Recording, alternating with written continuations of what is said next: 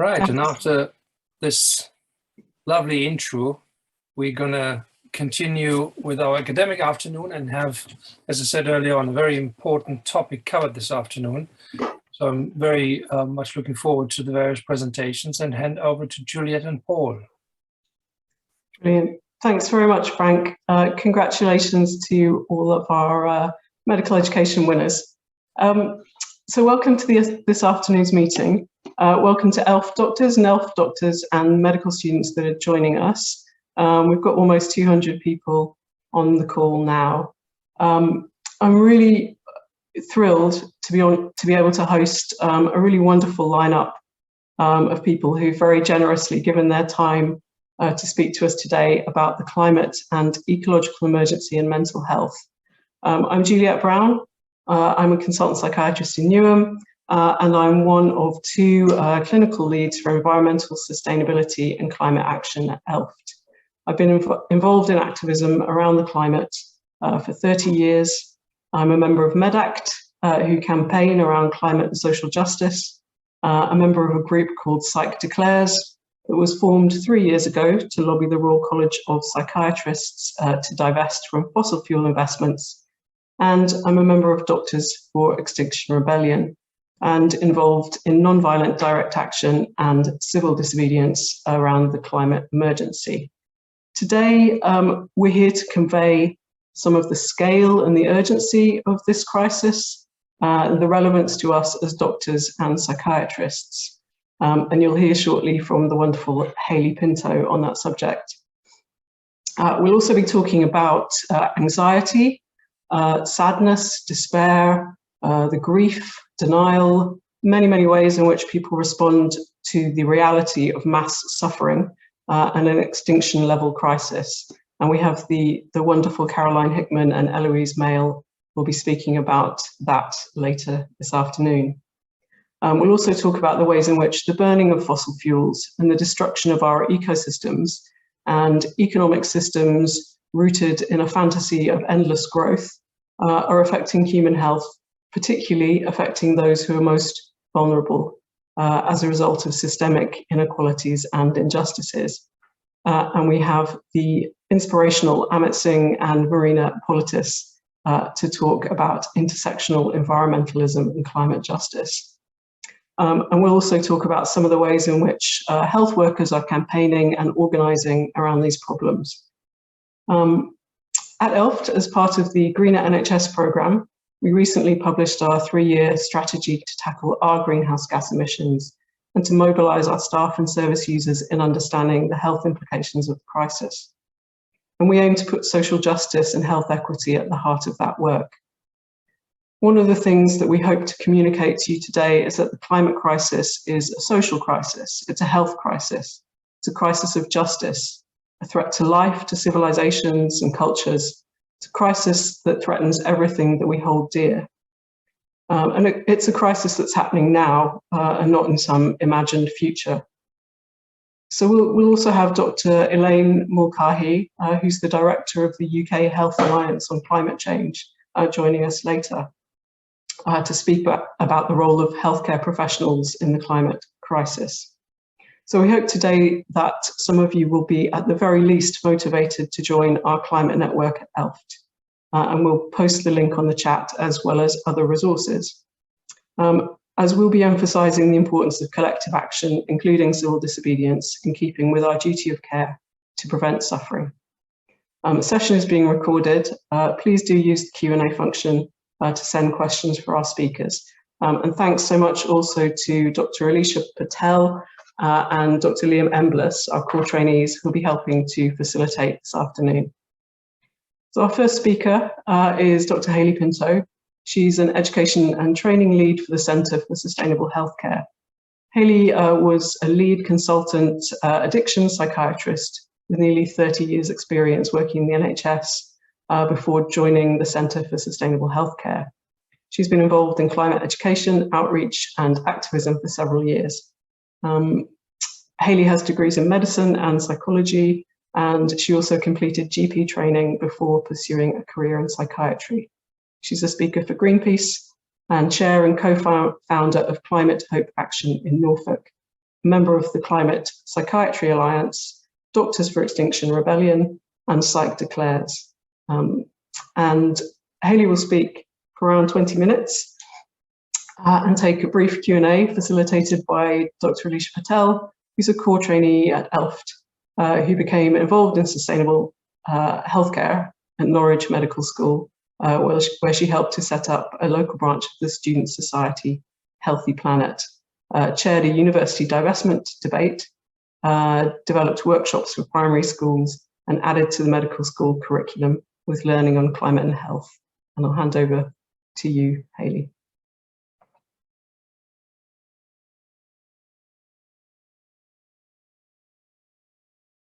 You're currently on mute. I always forget with Zoom that you unmute in a different part. I'd just like to add that I actually qualified from Barts in 1992, so it's quite nice to kind of be not actually there but sort of virtually back. So I've got quite a lot to cover, so I'll crack on and share my slides.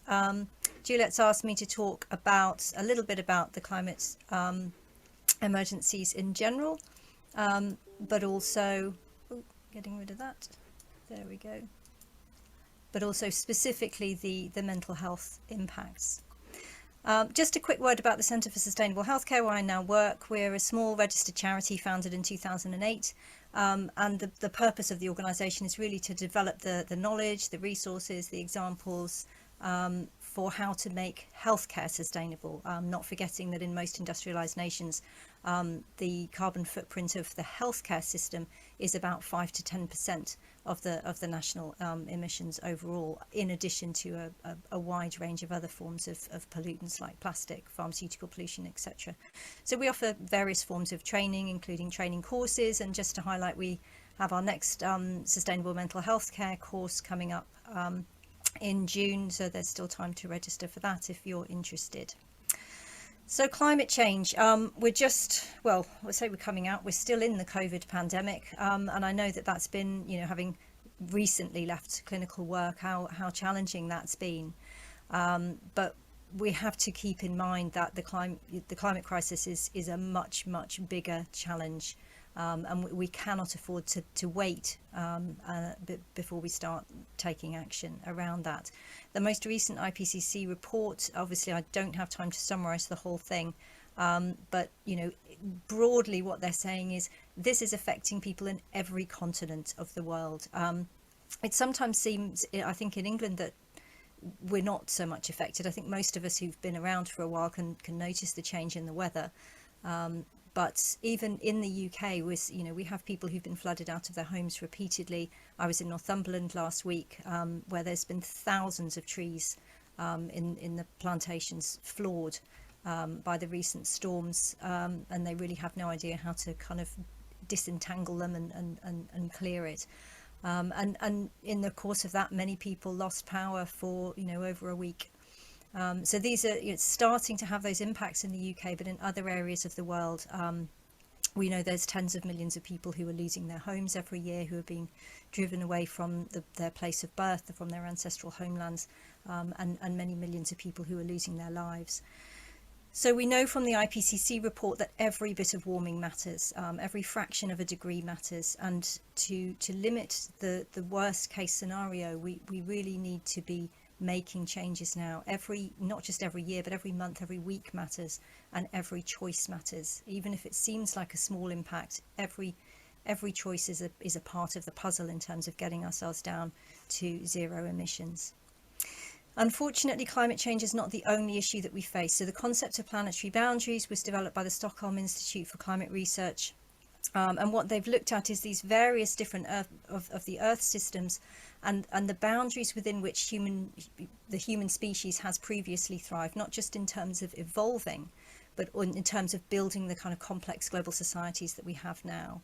And unfortunately, we've already breached 4 of those boundaries. So climate change, loss of biosphere integrity, so that means the number of species, both animals and plants, and also their genetic diversity. The land system change, so we think about that in terms of deforestation, but also loss of wetlands, peatlands, etc. and altered by geochemical cycles. So things like phosphorus and nitrogen, which are used as fertilizer excessively often in industrial agriculture, which really affects primarily our waterways and oceans around the coast, causing dead zones where plants and animals are unable to thrive. And then there's the ninth boundary, the novel entities, which is not quantified, and that's because it refers to pollution. There are so many different types of pollution that they couldn't quantify a boundary.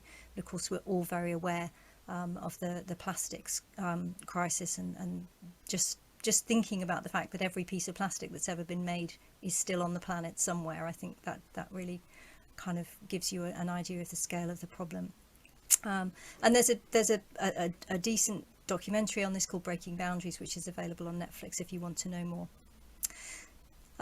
So in terms of species loss, we've entered what we've called the sixth mass extinction. We've lost nearly 70% of the species populations in my lifetime.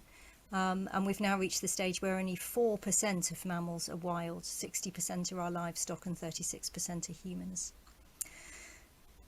One of the important things to note about climate change is that it's not a linear process. There are certain systems, and as doctors we can understand the concept of feedback loops. So there are certain aspects of the Earth's climate systems which can enter into positive feedback loops, things like loss of sea ice, which means that instead of reflecting heat back out of the atmosphere, the heat is absorbed into the darker ocean waters. Thawing of permafrost, which releases methane, which is a much more potent greenhouse gas than carbon dioxide, and of course loss of our forests. As you burn a forest, it releases a lot of carbon which would otherwise be locked up, but you also lose that capacity to draw carbon down out of the atmosphere. So there are several different potential feedback loops, and all of these are starting to become active. So we know that really we need to try and limit heating as close as possible to where we've already got to, and really not let it go much further. Because when they talk about potentially 2.4 degrees or 3 degrees by the end of the century, that would not be stable. Because of these feedback loops, that would mean the Earth was in a warming cycle. And we don't know where that would stop. It would continue to warm until we reach a new equilibrium, and whether that would be habitable for human beings, let alone most of the other species on the planet, is really highly debatable. So one of the UK's leading climate researchers, Kevin Anderson, talked about a 4 degrees future as being incompatible with an organised global community beyond adaptation and devastating to the majority of ecosystems. And that was one of the quotes that I read when I first kind of had my epiphany around climate change a few years ago, that really made me think, actually, this is much, much worse than I had thought it was. And for the sake of, for example, the little boy there, you can see Reef, who's my cousin's first child, the first child in the next generation of our family. When we look at predictions for within the span of his lifetime, it's pretty catastrophic. So for the sake of him and for my children and for everyone's children, we need to take action. And what we're seeing from governments is not action. So we've had about 40 years, as we can see, of COP meetings. These are the meetings where governments get together to make promises about climate change. And you can see the impact that that's had on the carbon dioxide levels in the atmosphere. If this was a treatment that we were offering a patient with a health condition, I think we would have given up with that by now. We would have thought, actually, we need to do something else. And where that's got us to is the point where, if we'd started to really try to bring emissions down back in 2000, we would have had a difficult job of trying to reduce by about 4% a year, bearing in mind that the COVID pandemic reduced emissions by about 7 to 8% that year. And what you can see that's happened is that we've just bounced straight back up. If we continue on the current level, even for the next 9 years, then the remaining carbon budget to keep below 1.5 degrees, which is a really important threshold in terms of those feedback loops, will have used up that carbon budget, and we would have to just stop abruptly, which we know is pretty much impossible. So we've left ourselves a really, really difficult job, and we need to act very, very quickly. Not surprisingly, this information leaves a lot of people feeling very distressed, very fearful, and angry.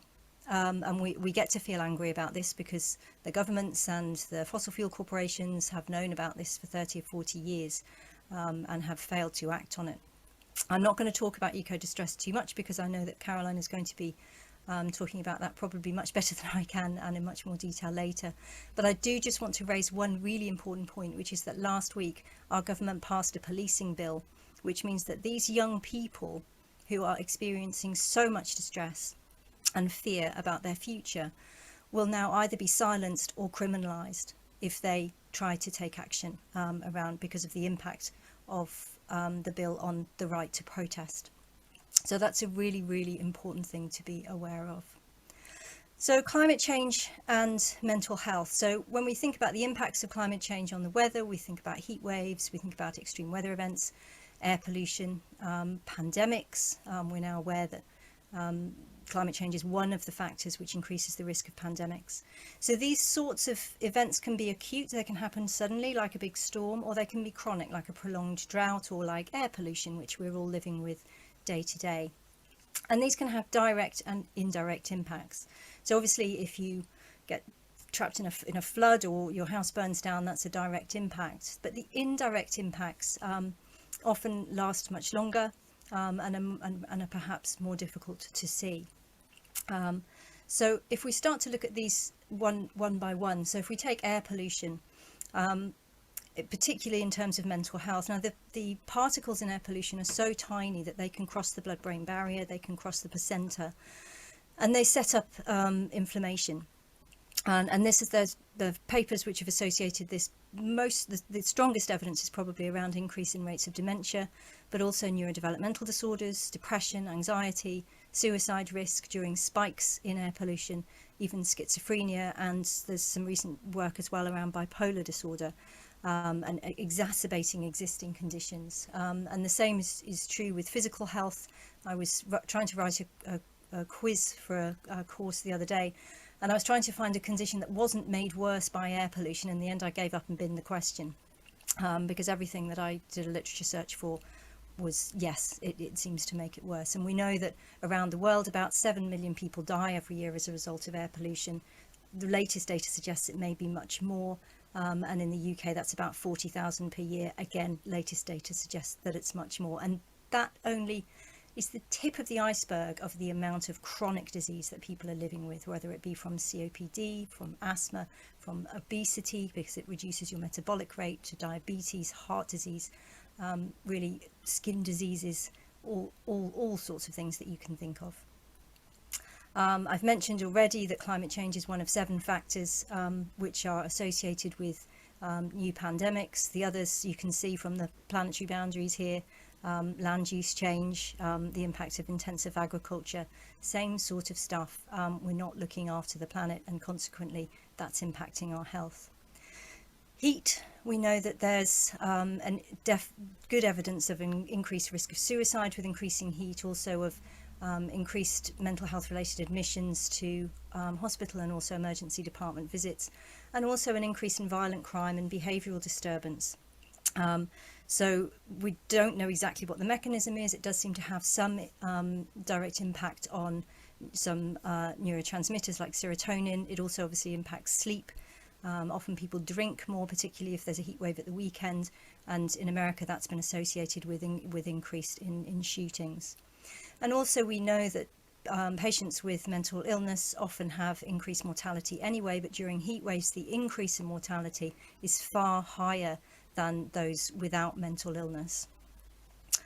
So that's just one form of extreme weather event, but when we think about the others, wildfires, storms, floods, what we see around the world is an increase, particularly in PTSD and anxiety, and to some extent depression, substance misuse and domestic violence. And these extreme weather events also affect the capacity of the service to respond. So we've also recently seen at least one London hospital partially evacuated due to flooding. And here's an example of a paper looking at flood events in the UK, and you can see a more than tripling of rates of anxiety and PTSD. And these impacts can last, up to 3 years after, or certainly the studies have looked at them up for 3 years, it may be longer, after the event. And of course, you know, when your home is flooded, it's not just stuff, it's your home, it's your sense of safety. And people talk about this sense of violation, that it wasn't a home anymore. And people not being able to sleep, not being able to concentrate, teachers talking about children not being able to concentrate once it starts to rain when they've experienced flooding. And of course, the other thing that we see as these extreme weather events affect particularly crop yields and also access to water is we see an increase in conflict and migration. And I probably don't need to go into the details of the impacts that has on mental health. But through all of these things, and we've seen this with COVID, and we see this again with the impacts of climate change, is the way that the indirect effects are mediated through social systems. So we've seen with COVID that people who were living in low incomes with poorer housing had a much worse time than people who were, you know, living perhaps like I am in a, you know, a nice home with a nice garden. But also people losing their jobs and having less access to things like internet, other ways to sort of keep themselves occupied. I worked as an addiction psychiatrist with people who were literally locked in a, you know, one bedroom flat with mouldy walls, no access to the television or internet for, you know, 9 months, and no wonder that impacted their mental health. And we see, you know, throughout all of these issues, so particularly air pollution, people who live in more polluted areas are more likely to be in low income, they're more likely to be from Black, Indigenous and people of colour communities. We see the impact on extremes of age, so 85% of the burden of health harms associated with climate change is borne by children under 5, and a third of children around the world are exposed to 4 or more extreme climate-related risks. Women are more at risk, particularly if we take the examples. There's an example here of young adolescent girls in South Sudan. So they're children, they're from Black communities, they're in low income. They have to walk to get water. They have to walk further when there's drought. They're more likely to be taken out of school as a result. They're more likely to be subject to gender-based violence when they're out. And this particular study by Plan identified that, you know, very, very high numbers of these young women were experiencing suicidal ideation as a result of their experiences and their lack of hope for the future. And of course, people who also then have chronic illness, when you sort of add all of these things up, that again impacts your ability to be resilient to extreme weather events and to chronic events. Where's the good news? Well, the good news is that if we did the stuff that we need to do to address climate change, it would help to address some of these health inequalities that we're experiencing, both across income ranges, but also across race and gender. So things like insulating people's homes so that they have warm, comfortable homes that they're able to fund the heat for. Locally sourced plant-based diet improves our food security as a nation. We import about 50% of our food, much of it from countries that are already experiencing stress on crop yields as a result of climate change. This also improves our nutritional status. You know, let's not forget that we have an obesity crisis. And of course, things like active transport, so walking and cycling, again helps to address the obesity crisis, but it also helps to address air pollution and all of the risks associated with that. And we know that being active and outside helps with our mental health as well. If we take most of the cars out of the cities, again, we can bring green into the cities, and we know that access to green spaces improves both our physical and our mental health. And community action on climate change also builds social connections. It starts to address our kind of epidemic of loneliness that we have in our communities. I was looking at a case study the other day in Tower Hamlets where they put some veg beds outside one of these big tower blocks, and the people were saying not only have we got better food, but actually we start talking to our neighbours, we start interacting, we get to know people, and also of course acting on climate change is one of the most helpful ways to address eco-distress. So in summary, and I'm aware that I'm coming to the end, the 2020s are literally the most important decade that humanity has ever faced. We will choose our future in the next 10 years. Now, the Royal College of Psychiatry has recognised this. I'm proud to be part of Psych Declares, which was part of the pressure which led to the Royal College of Psychiatrists declaring a climate emergency, and they have published a position statement on this, which is really worth a read. It goes into much more detail than I was able to today about the impacts on mental health. The Royal College is also divested from fossil fuels. So what can you do? Well, you've got options. You can stick your head back in the sand and try and pretend that you don't know this. This was an action that was taken in Australia to highlight the way that the Australian government is responding. You can sink under the weight of despair, and really what we've got to remember about that is it's not a very adaptive response. I'm going to admit that's me sometimes, but it's not an adaptive response. What we need to do is use these negative emotions to act, to do something, and to really hold a vision of the positive future, of a sustainable world that we could choose. So you can take action at many levels. On an individual level, you can change your lifestyle, but bearing in mind that none of us on our own can change this. We have to take collective action. We have to club together. So there are things that you can do in your professional life that would be even more impactful than what you can do individually. And one of the purposes of the organisation that I work for is to train people as to where to start with that, what to do, but also as a citizen, to use our trusted voice. We are, as healthcare professionals, we are trusted by the public.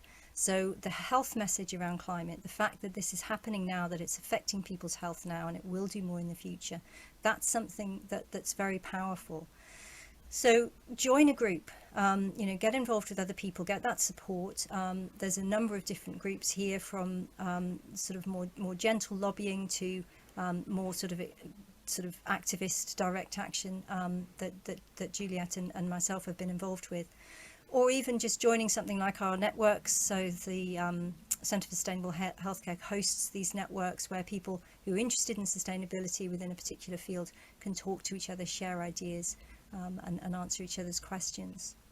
And just Haley, in terms of... Sorry to interrupt you. Is it okay if we just go to Q&A? I've got 2 slides left. Okay, sure. Yep, I'm nearly done. And these are quick ones. So just to say, in terms of collective action, we're well supported. So this is Richard Horton, the editor-in-chief of The Lancet, saying that doctors and all healthcare professionals have a responsibility and obligation to engage in non-violent social protest to address the climate emergency. This is the UN Secretary General. Climate activists are sometimes depicted as dangerous radicals, but the truly dangerous radicals are the countries that are increasing the production of fossil fuels. Investing in new fossil fuels infrastructure is moral and economic madness. That's what our government's doing. And just to remember the words of Albert Einstein, the world will not be destroyed by those who do evil, but by those who watch them without doing anything. And that's it. I'm done. Sorry, I went over it by a minute or two. I'm sorry. No, that's okay. Thank you so much, Haley. Sorry, it would be great if we had more time. But thank you for that introduction to the severity of the climate crisis and its links to mental health in particular. You said at the beginning how important it is to act, and I had thought it would be interesting to hear from your perspective what your decision was to kind of take direct action, and how that might have affected you as a health professional. So for me, it kind of happened a little bit not completely by accident. I'd done things like I'd started Chain, we'd done a lot of outreach, we'd done work in schools, we'd done, lobbying our local council, our MP and stuff. And I was feeling really frustrated. So I joined Greenpeace and I trained in non-violent direct action with them, but they weren't really focusing on climate change at that point. So then I joined Extinction Rebellion when that happened, and I hadn't really thought about getting arrested. With Greenpeace, if you do an action, you have all sorts of briefings about your legal position. With Extinction Rebellion, I pitched up and sat on a bridge with some people, and all of a sudden I had this police officer in front of me saying, well, you can move to that other bridge that's already blocked by roadworks, but you can't sit here, and if you sit here, you're going to get arrested. And I had this real moment of clarity where I was really scared. I thought I might lose my job and what have you, but I also thought, actually, I really strongly believe this is the most important thing. It is, and every time I think, am I crazy? Because other people don't think this, I go back and look at the science and think, no, I'm not crazy. And it was really nice to read an article by one of the IPCC scientists who's recently been arrested in America for taking part in non-direct action, saying that he felt the same thing, that sometimes you look at the world and you think, I'm crazy, no one else is worried about this. And you go back and you think, well, he's an IPCC scientist who still feels like that. So yeah, I was sat in front of this police officer, and whilst on the one hand I was terrified, there was this other really calm bit in me that was like, no, I'm not moving, enough now. And that was the first time that I was arrested, and I have been arrested a few times since then. When I was charged, I had to let the GMC know. The GMC were like, it's obviously not related to your job. They had to go through process, but they clearly weren't worried about it. And work, actually, you know, I got back to work and they were very supportive. They got a little bit less supportive when I got arrested a few times. But yeah, I think I was in a fortunate position. I was an addiction psychiatrist. We're pretty much extinct in the wild as well because of the what's happened with addiction services. So it was very difficult for them to replace me even if they wanted to. But overall, I mean, I would say most of the staff and actually the patients that knew about it were very, very supportive, particularly working in addictions, having gone through custody when most of my clients had. They thought that was quite funny. And yeah, the police officer checking me in was like, you know, do you need to see someone about drug and alcohol use is one of the routine questions. I was like, well, actually, I'm an addiction psychiatrist. And he went, can we use you later? So, yeah, it's so interesting to hear your perspective, and it's amazing work that you've done. There are a few more questions, but I think maybe we'll save it to the panel discussion at the end, just in the interest of time. Sorry, that was a very long answer. No, that's great. Thank you very much. Thanks, Haley. Thanks, Alicia. Really glad that we're gonna have you join our panel as well later on, so we can explore some more of these questions. I'm going to move us on now because we're running a little bit behind to our next speakers. It's an absolute privilege to introduce our second talk. Caroline Hickman is a psychotherapist and a lecturer at the University of Bath, researching children and young people's emotional responses to climate change in the UK, Brazil, the Maldives, Nigeria, and the USA for 10 years. Examining eco-anxiety, eco-distress, eco-empathy, trauma, moral injury, and the impact of climate anxiety on relationships. She is the co-lead author of a 2021 quantitative global study into 10,000 children and young people's emotions and thoughts about climate change, published last year in the Lancet Planetary Health. She's a practicing psychotherapist and a board member of the amazing Climate Psychology Alliance. We'll put their website link up in a second. Caroline's been developing a range of therapeutic approaches to ecological distress, including a psychological assessment model for eco-anxiety, and delivered workshops in climate psychology, emotional resilience, and mental health internationally. And she'll be joined today by Eloise Mail. Eloise is a master's by research student with University of East Anglia. She's studying the reintroduction of the white stork in the UK. She's also researching the impacts of eco-anxiety on children and young people, and is a co-author of the same study. Outside of academia, she's a member of the UK Youth Climate Coalition, whose mission is to mobilise and empower young people to take positive action for global climate justice. And questions for Caroline and Eloise will be facilitated by Dr. Liam Embliss, core training in psychiatry at Elft and a member of Psych Declares. So I'll hand over to Caroline and Eloise now. Thanks very much.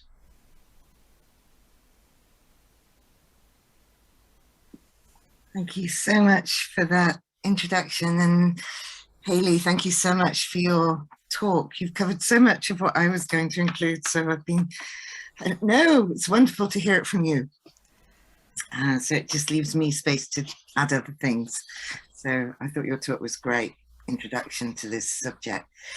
The way Eloise and I are going to structure this is I'm going to give an introduction and then hand over to Eloise, who's going to go through the figures from the quantitative research and also tell her own story. I think you're going to do that sort of all in one go, Eloise, more or less, and then hand back to me, and then I will, towards the end, try and pull this together for us in terms of and practice. How can we apply some of this understanding in practice a little bit more? So that's how we're going to structure it. So bear with us when we go backwards and forwards. I'm going to screen share in the second bit. I just want to read you something. We live in perilous times, and the peril is of our own making, and many of us probably deserve it. But the children and the native peoples of this world, and most important, all the other species sashaying around in this great dance of life, don't deserve the peril we've created. The ecologist Raymond Dasman says that World War III has already started. And this is the war of industrial humans against the earth. He's correct. All of us are warriors on one side or another in this war. There are no sidelines. There are no civilians. Ours is the last generation that will have the choice of wilderness, clean air, abundant wildlife, and expansive forests. The crisis is that severe. I'm very aware reading that I haven't read that in the last few weeks. And, you know, the threat of World War III has taken on a new meaning recently for us, hasn't it? It's being bandied around. He says here, what's important is you do something. You do something now. It's urgent. Do something, anything now. A few years ago, when I used to give talks like this, I used to then say, what year was that written? And people, I'm sure you won't fall for this now, but people would say, oh, that's last year. That's Greta Thunberg. That's the Youth Climate Strikers, Fridays for Future. That's Extinction Rebellion. That's recent. And of course, I'm sure you're wise to the fact I'm about to say no. This was published in 1991 and it was written in the 1970s. So this is Dave Foreman, Confessions of an Eco-Warrior. This is what eco-warriors used to look like.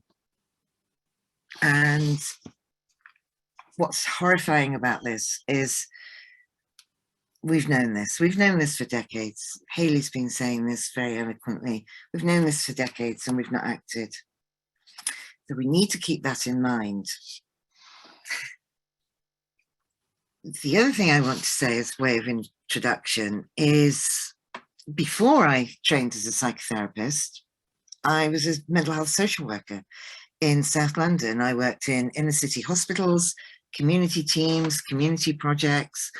So since 1982, I am old, I've been involved in mental health work, whether it's in social work or counseling or psychotherapy or currently researching and teaching it. And I honestly thought I knew this subject quite well. And I'm kind of here today to say, no, I don't think we really understand eco-anxiety very well at all. And I think we shouldn't be arrogant and superior and think that we do fully understand it. Doesn't mean we're not exploring what it is, but it is, for me, it's an emergent mental health problem, which means it's evolving, it's emerging. We're living with it as it evolves and emerges. And we are part of this. We are not immune from this because we're part of the fabric of society. So it's affecting us as much as it's affecting the people that we care for and care about. So I think that's crucial, and that places this differently to many other mental health problems. I'm hesitating as I say that because I'm sure we all have an understanding to some degree or another of our own mental health and depression and anxiety, but this is somewhat different. And I think when we try to frame eco-anxiety or climate anxiety through existing psychological mental health models, I think we can go a bit wrong. Because this is different. I'll tell you why I think this is different. That's because humanity, human beings, we comfort ourselves by reassuring messages about when we get over this, when we get beyond this, when we get to the other side of this. And we hear that language around COVID, around depression, around anxiety, around any mental health problem. When we get on the other side of this, it'll be all right. Yeah, I'm generalizing, I'm simplifying, but bear with me. Problem is, we cannot say this about the climate and ecological emergency because it's already too late. Even if we went to zero carbon emissions tomorrow, which we're not going to manage to do, it would be too late because of the amount of carbon in the atmosphere. So sea levels will continue to rise. So it's too late for the Maldives, it's too late for Bangladesh, it's too late for Nigeria, it's too late for the billions of animals, the millions of people who are already being displaced and will continue to be displaced. So we can't imagine it'll be all right on the other side, because the other side is long gone. We are halfway through the story today. What we can do is take action urgently today to change the ending of the story.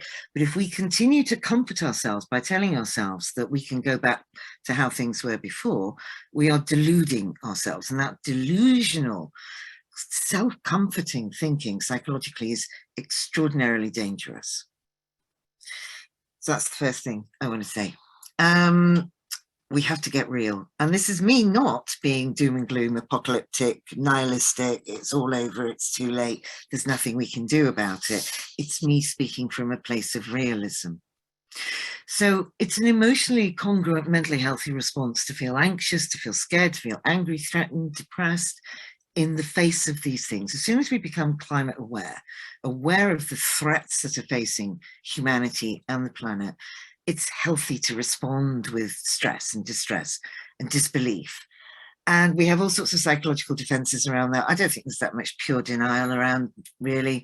There's more disavowal, which is where with one part of our mind we say, oh, you know, this is really scary. And then with the other part we say, yeah, but, you know, when we get carbon capture, when we have this technology, we'll fix it. Or if it was that bad, this is my favorite. Actually, it's my second favorite. If it's that bad, somebody would have done something about it by now. My absolute favorite is the group of people who believe that aliens will descend to the earth at the point of absolute destruction and save us. I really like that group because I don't think that's very different or far away psychologically from the government will save us. I honestly think they're very closely related. So what are we talking about? I've been talking with children and young people around the world, as was said before, for 10 years. And what became really clear to me was it's not environmental problems that are distressing children and young people. It's the failure of adults to act. And it's the failure of the very people who are supposed to be the people who look after us to act. So for me, it was more closely aligned with working with young people around who survived childhood abuse, sexual abuse, emotional abuse in families. It was that level of trauma, because this was betrayal by the people who are supposed to protect us and should know better. Back to the, you know, if it was that bad, somebody would have done something by now. That capacity to comfort ourselves is extraordinary. I'm going to hand over to you in a second, Eloise.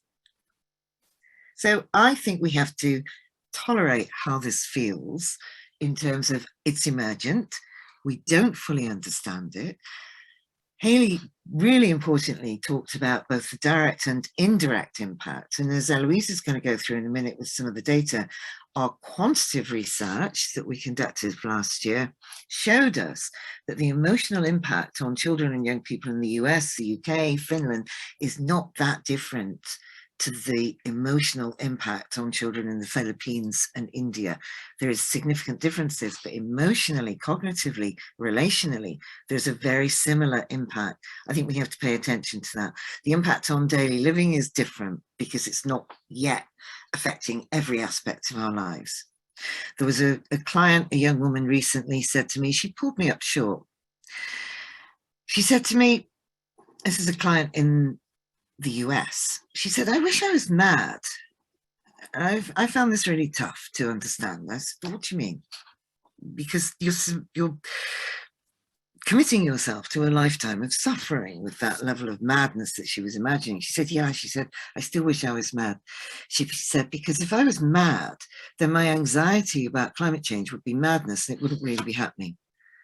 And that would be easier to deal with than the reality of climate change. That's how awful this is. Right, Eloise, over to you. Thank you, Caroline. So now I'm going to introduce and talk a bit more about the study. I'm going to share the information, what we found, and sort of make some interpretations of it, and then sort of talk a bit more about my own personal experiences with eco-anxiety, a little bit at the end, depending on how timings go. So give me a moment.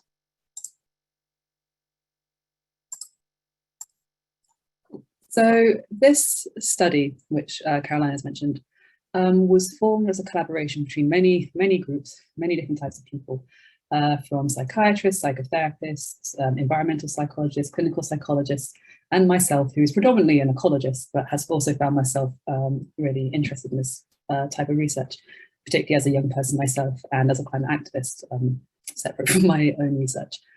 As you can see, it's from an international group of people from all over. And the way that this study came about was in response to several things. One was a court case that's happening at the moment of 6 Portuguese young people taking, I think, about 33 different countries in the European Union to the Court of Human Rights to say that their lack of action on climate change is impacting their human rights. So that was just sort of a spark of an idea, but also in response to noticing a gap in the research. Before this study, there had been a lot of really detailed qualitative research and lots of interviews of children and young people, and a few national quantitative studies as well, but there hadn't been this sort of broad international study to see how eco-anxiety or climate anxiety, you can kind of use the two interchangeably, is across the world, basically. So we thought, okay, we've noticed the gap and this is what we're going to try and answer. So the questions that we asked in the survey were based on a big literature review on all this previous literature, conducted mostly by Caroline Hickman, but also Penny Bickler, and that's sort of the beginnings of the study. So we aimed to ask, to really find out how this appeared as eco-anxiety across the world. So we used a surveying system called Kantar, which was very expensive, but a very excellent way of getting a representative sample from each of these 10 different countries. We chose, there's 1,000 from each country. We chose these countries to represent a range of socioeconomic backgrounds and also exposures to climate change as well, to again try and see if eco-anxiety and climate anxiety was felt in different parts of the world, and just what that spread would look like. The very first question we asked was how worried were these young people were on the age range of 16 to 25. And the very first question was how worried they were. And so this is that answer. As you can see, at least 8 out of 10 are moderately to extremely worried about the climate, including the UK, we follow that average as well. And 45% reported that their feelings for climate change impacted their daily functioning. So that includes eating, sleeping, working, playing, going to school, just generally having fun. In the UK, this was a little bit low, it was only 28%, but as you can see, that's quite, I'd say, a very significant number of people saying that climate change is starting to affect their day-to-day functioning. When looked across all the different countries, you can sort of notice quite an interesting pattern. So in terms of worry, which is the rainbow column, there's still quite high levels of worry in all the countries. Very few had even no worry at all or little worry. So that seems to be shared across the majority of countries. However, the impact on functioning varies quite significantly. And I think what's really interesting and important to note is that the countries such as India, Nigeria, and the Philippines, and then Brazil is next, had the highest impact on daily functioning. And whilst we, in this particular paper, didn't go into too much about why that is, this paper was to act more of a broad overview, and we're looking into that research as a sort of secondary paper follow-up. I think we can kind of assume that these countries are starting to feel a lot of the physical immediate pressures of climate change, and that is having a psychological impact and impacting their daily functioning. When we asked the participants how climate change made them feel, we got a lot of feelings, and I think that's something important to note. So eco-anxiety and climate anxiety isn't just anxiety, it's more of an umbrella term. It is an umbrella term for a range of feelings in response to the climate change. So that would include sadness, fear, depression, anxiety, grief.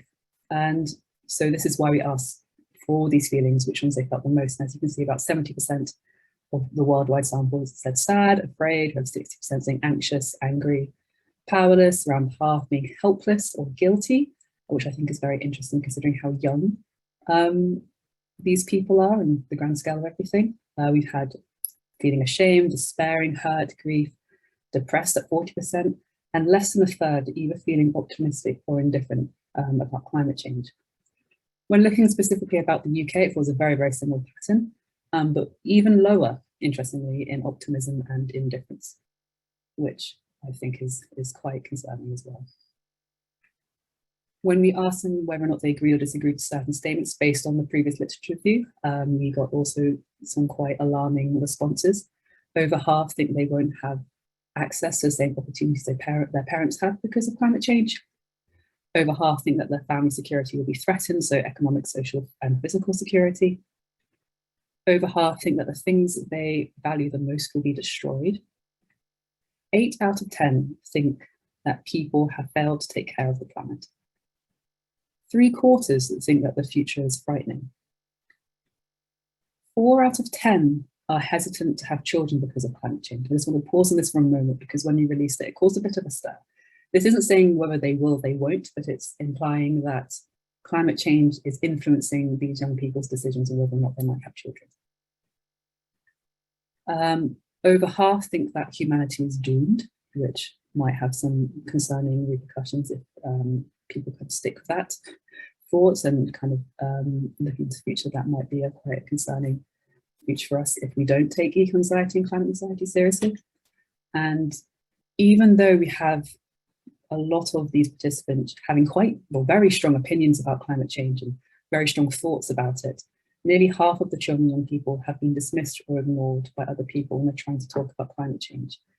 And I think that is a place where we all collectively can do a lot better. And I think we need to take these feelings incredibly seriously because this dismissal, and maybe Caroline will talk about it more later, can exacerbate some of the more severe feelings of eco-anxiety in children and young people, to be dismissed by those that they look up to and those that they're looking for security and care for.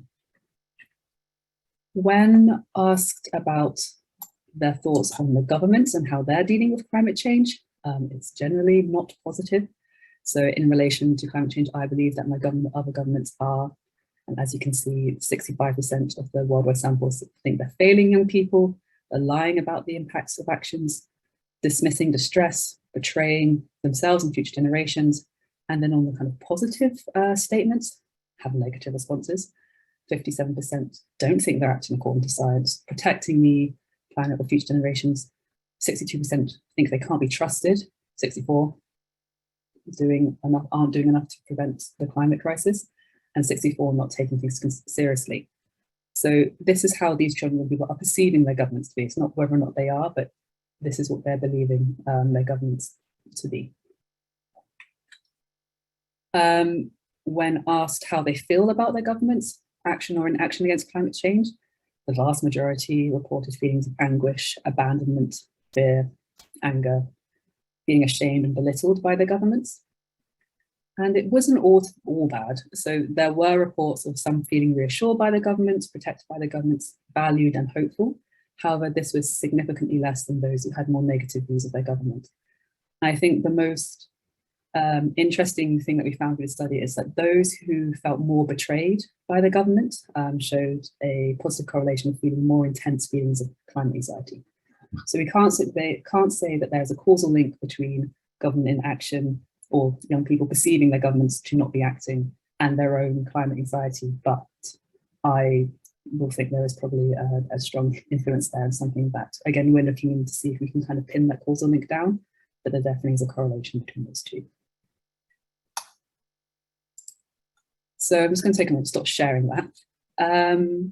I think also it's important to note about the sample is that these were average young people. They weren't climate activists. They were just quote unquote normal people representative of each of their countries. Of course, it's 1,000 in each country, so it's not representative of the globe as a whole, but for each country, it was represented by gender and by location.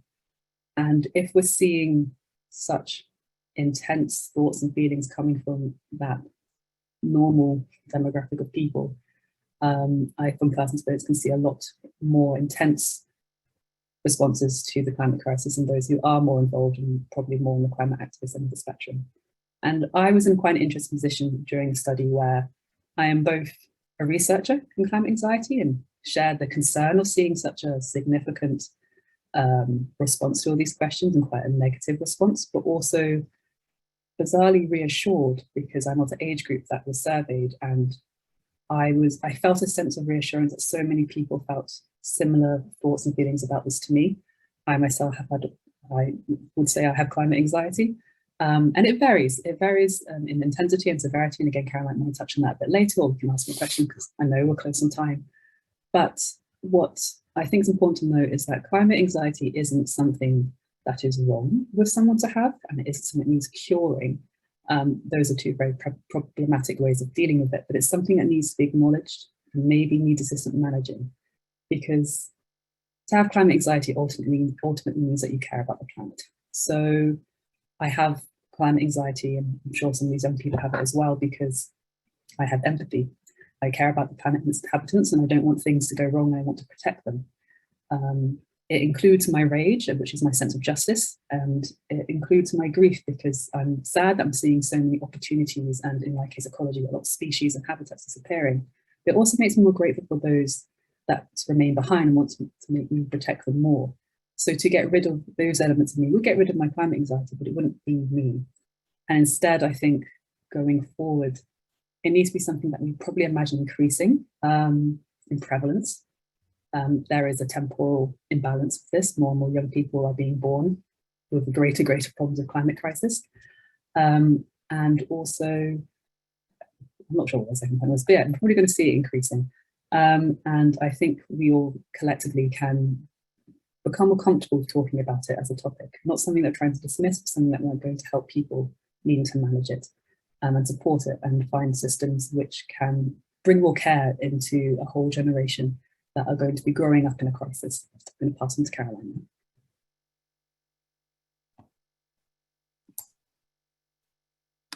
Thanks, Eloise. Just want to share my screen here for a second. So I want to just take this towards practice a little bit.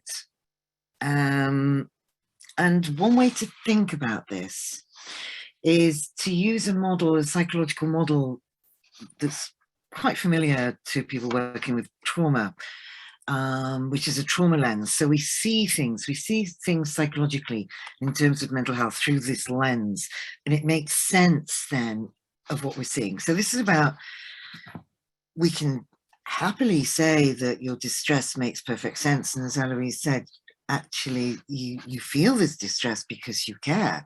I go so far now as to say to children, young people in particular, you know, you're struggling with this because you care. You should feel proud. You know, I reframe it positively for them. And that's all very well. But alongside that, we have to acknowledge the suffering, the real suffering and the distress, and sometimes the struggle to cope with that. And we have to find ways to validate that and help people live with that, so it doesn't overwhelm them, and they don't have to shut down either. So psychologically, one of the things I've been trying to find a way to think about is this climate crisis lens. If we understand people's psychological distress, whether it's depression or anxiety or rage or hopelessness, through this lens, look at everything through this lens, similar to the trauma lens, then it has meaning, then it makes sense. I've had significant numbers of young people referred to me, teenagers, and parents contact me to say, my child is suicidal, but my child is not crazy, my child is not mentally ill, my child makes perfect sense. But how do you work with that safely, contain that, separate and differentiate the difference between the feelings and the thoughts and the action when there is a reality? Their distress is grounded entirely in reality. So one of the ways I've been trying to think about this is putting the climate distress into a scale to differentiate between mild, medium, significant, severe, critical. I would honestly say I think everyone on the planet is feeling some climate anxiety, but some people may be feeling it at a very mild level, and other people might be feeling it at a more significant, severe, or critical end. So it's not all felt the same. And sometimes the empathy and the powerful empathy that young people are feeling, and I know I'm generalizing again, I'm sorry, this is not just impacting on young people. In fact, my psychotherapy practice is, you know, made up of people of all ages. But there's often this kind of refusal, and I think Haley talks about this actually beautifully, a refusal to accept injustice and unfairness. So often young people don't have the defenses against this. They haven't learned that life is unfair. And so it hurts significantly. And there's a breakdown of security and trust in others, which affects the way people feel about the anxiety. So this is the way I'm making sense of it at the moment. At a milder end, the feelings of upset and distress are more transient, and they respond to reassurance. There is more of a kind of cognitive, conscious understanding. There's more of a focus on optimism. What can we do that will make a difference? Every news journalist I speak to says, give us the good news, right? It's often the adults that want the reassurance. I'll say more about that in a moment. Then people get more upset more frequently and doubt other people's capacity to take action. This is a relational problem. It's got more relationship to attachment theory, I think, than a model of mental illness or disease. And then it becomes significant as your defenses against this distress and anxiety and betrayal and abandonment wear thin. And it's harder to mitigate, to tolerate the distress, the guilt, the shame. And this starts to have a significant impact on relationships. People can feel very isolated. People get told things like, oh, don't spoil the dinner party by talking about climate change. Right? And then it becomes severe. At the severe end, intrusive thoughts, sleep is affected, no respite, anticipation of annihilation, anticipation of death, suicidal feelings, loss of personal security is severe. I was inundated with calls last week from young people and activist groups, because you may have seen in the news, a man in the United States set fire to himself on the steps of the courts of justice, I think it was, self-immolation on Earth Day, as partly in protest about government failure to act on climate change. I'm hesitant because we don't absolutely understand the whole story. But what this did was it triggered a lot of people to contact me to say, but that's how I feel. What he did was speak, I think, to other people's absolute despair about the failure to act on climate change. And it's not that people want to die, but they don't know how to live with that unbearable distress. And what I'm noticing in practice is this is coming into people's dreams more and more. One of the problems with it coming into people's dreams is there's no respite. You get no rest. You don't even get to sleep when you're having nightmares of having to kill pets or children or elderly parents, or being killed yourself, or that your parents are collecting drugs. Dreams about not being able to save yourself and other people, being threatened by strangers. So people's psychological security in the world and sense of trust in society is breaking down.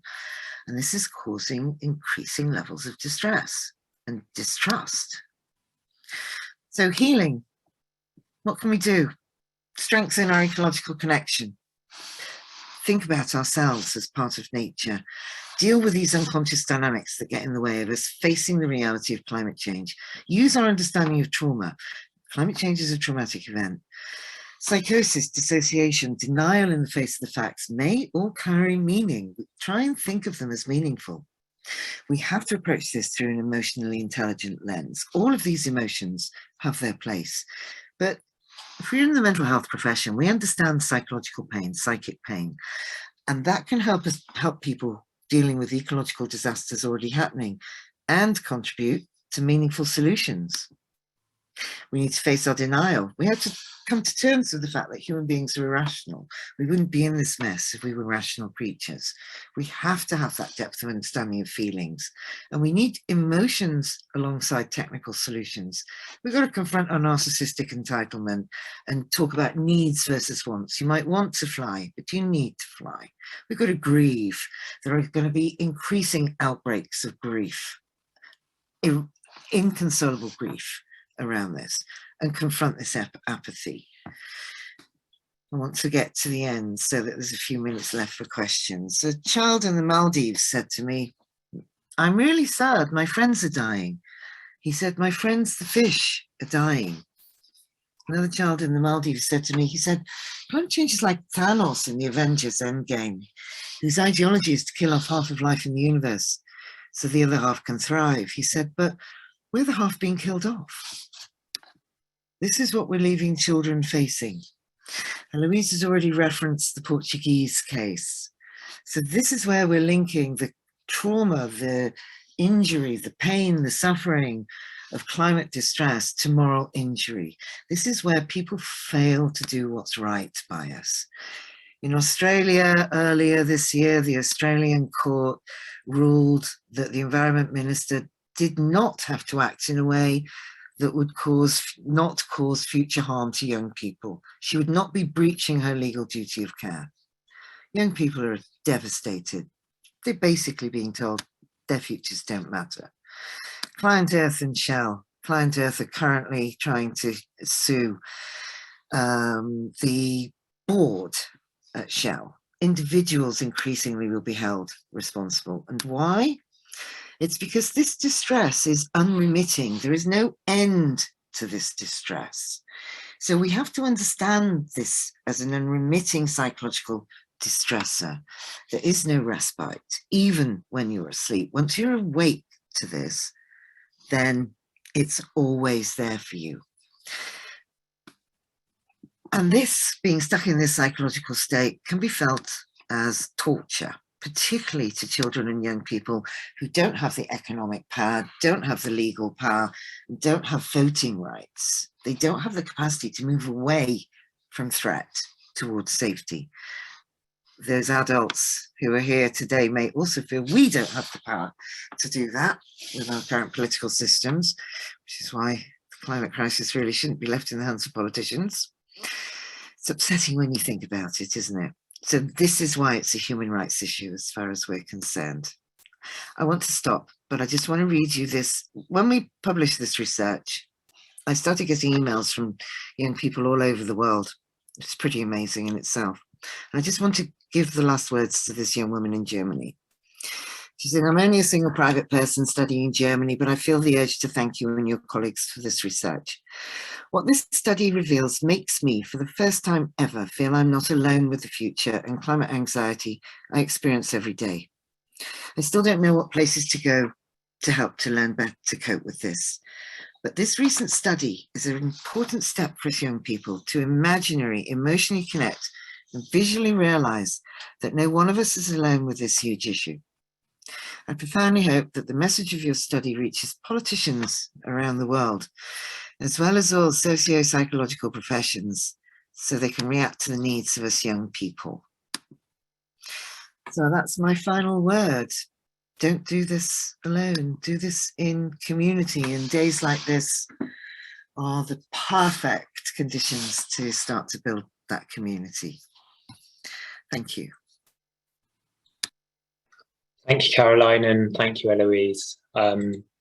Listening to you speak there reminded me of when I first read your paper and feeling quite, upset or disturbed by the results. I guess it's worth bearing in mind that for the whole audience today, this could be a fairly emotionally heavy afternoon, but hopefully the words also bring hope and kind of direction. We've had some really interesting questions, and one I think we could start with was eco-distress and eco-anxiety are terms we're hearing a lot more often now, to the point that even the Royal College of Psychiatrists have an info page on eco-distress. Do you think it's useful to have labels for these terms, or is there a danger that we could be pathologizing these responses, which should actually be seen as rational? Yeah, it's a great question. You're absolutely right. We've missed the boat in terms of both, cutting carbon emissions and labeling this distress in a better way, because the term is out there so much and it's relatable to a lot of children and young people. If we caught on to this 20 years ago, we would have called it, distress at adults' failure to act on climate change. That's we'd have come up with a much better way of framing it and describing it, and we just missed it. I don't think there's anything we can do about it today, because it's relatable and people understand and can talk about it. And I think, frankly, I don't care what it's called. I care how we understand it. So I think we have to qualify what we mean by eco-distress, so it's not pathologized and it's not located in the individual, because it is collective, social, global, political distress. So we need to talk about what that actually means. I think it's too late to change the name, but it really should be called something like the distress we feel when people torture and betray us and tell us they're taking steps to look after us. But that's awfully long-winded. We'll have to try and come up with something a bit better. Thank you. Eloise, I know you touched on this, but we've had a question from the audience asking whether eco-distress impacts individuals disproportionately from different socioeconomic backgrounds. So, so in the study, we didn't have the space or time to go into those really, really deep details. And so we could potentially infer that if you have pre-existing stresses and pre-existing issues, and now climate is one of them, it probably will disproportionately impact you. I think we can all agree on that. I think even with a bit of common sense, if you're concerned that your house is going to be flooded, but you can't afford to move and you can't afford maybe the insurance to deal with it, that's going to be more distressing than someone who does have the ability to move. And I think, I'm sure we'll talk about more in the next session, which I'm really looking forward to, but climate change just amplifies all the pre-existing inequalities and vulnerabilities that are already happening. And those who are struggling now are only going to struggle more with climate change. I'm sure there are other studies about climate change impacting different socioeconomic groups, and I imagine that there will be social distress in that, or eco-distress in that as well, but I can't confirm from this, but I would presume quite confidently so. Thank you. And then finally, Haley, I can see you've got your hand up, so ask away. Yeah, I'm sorry, I couldn't seem to add my questions to the question and answer session. Caroline, I'm just interested as to whether there's any plans to do a similar survey with parents, because I think that being a parent in this, particularly, I've got 3 young adults as offspring now, is also really tough, because one of our most primal urges is to protect our children. Apparently not if you're in government or the head of ExxonMobil, but yeah, I think that would be really interesting to see how parents are responding to this. Oh, absolutely. I think you're absolutely right.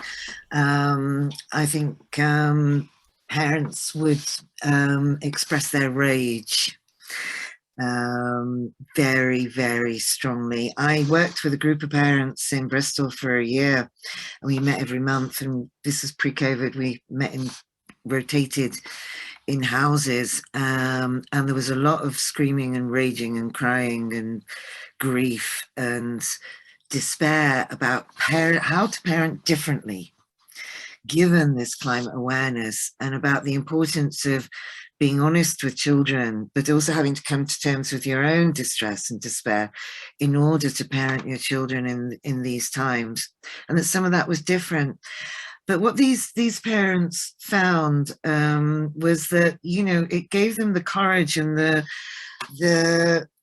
emotional bandwidth to find ways to do this with meaning, and actually to develop the deeper, more complex relationships with their children that perhaps were needed. And there was some real positives that came out of that, by talking with the children about, we need to deal with this, that relational approach.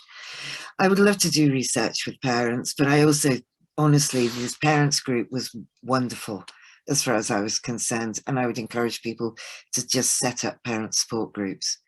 I just want to super quickly say 2 things. One is, when we talk about hope, one of the things to think about is radical hope, not naive hope, which is the kind of, we may be going off a cliff, but we are going to go down fighting approach. And the other question that we didn't manage to cover, which is the use of antidepressants or CBT. One of the problems with CBT for climate anxiety is that there is no cognitive dissonance if you are frightened of what's happening in the world.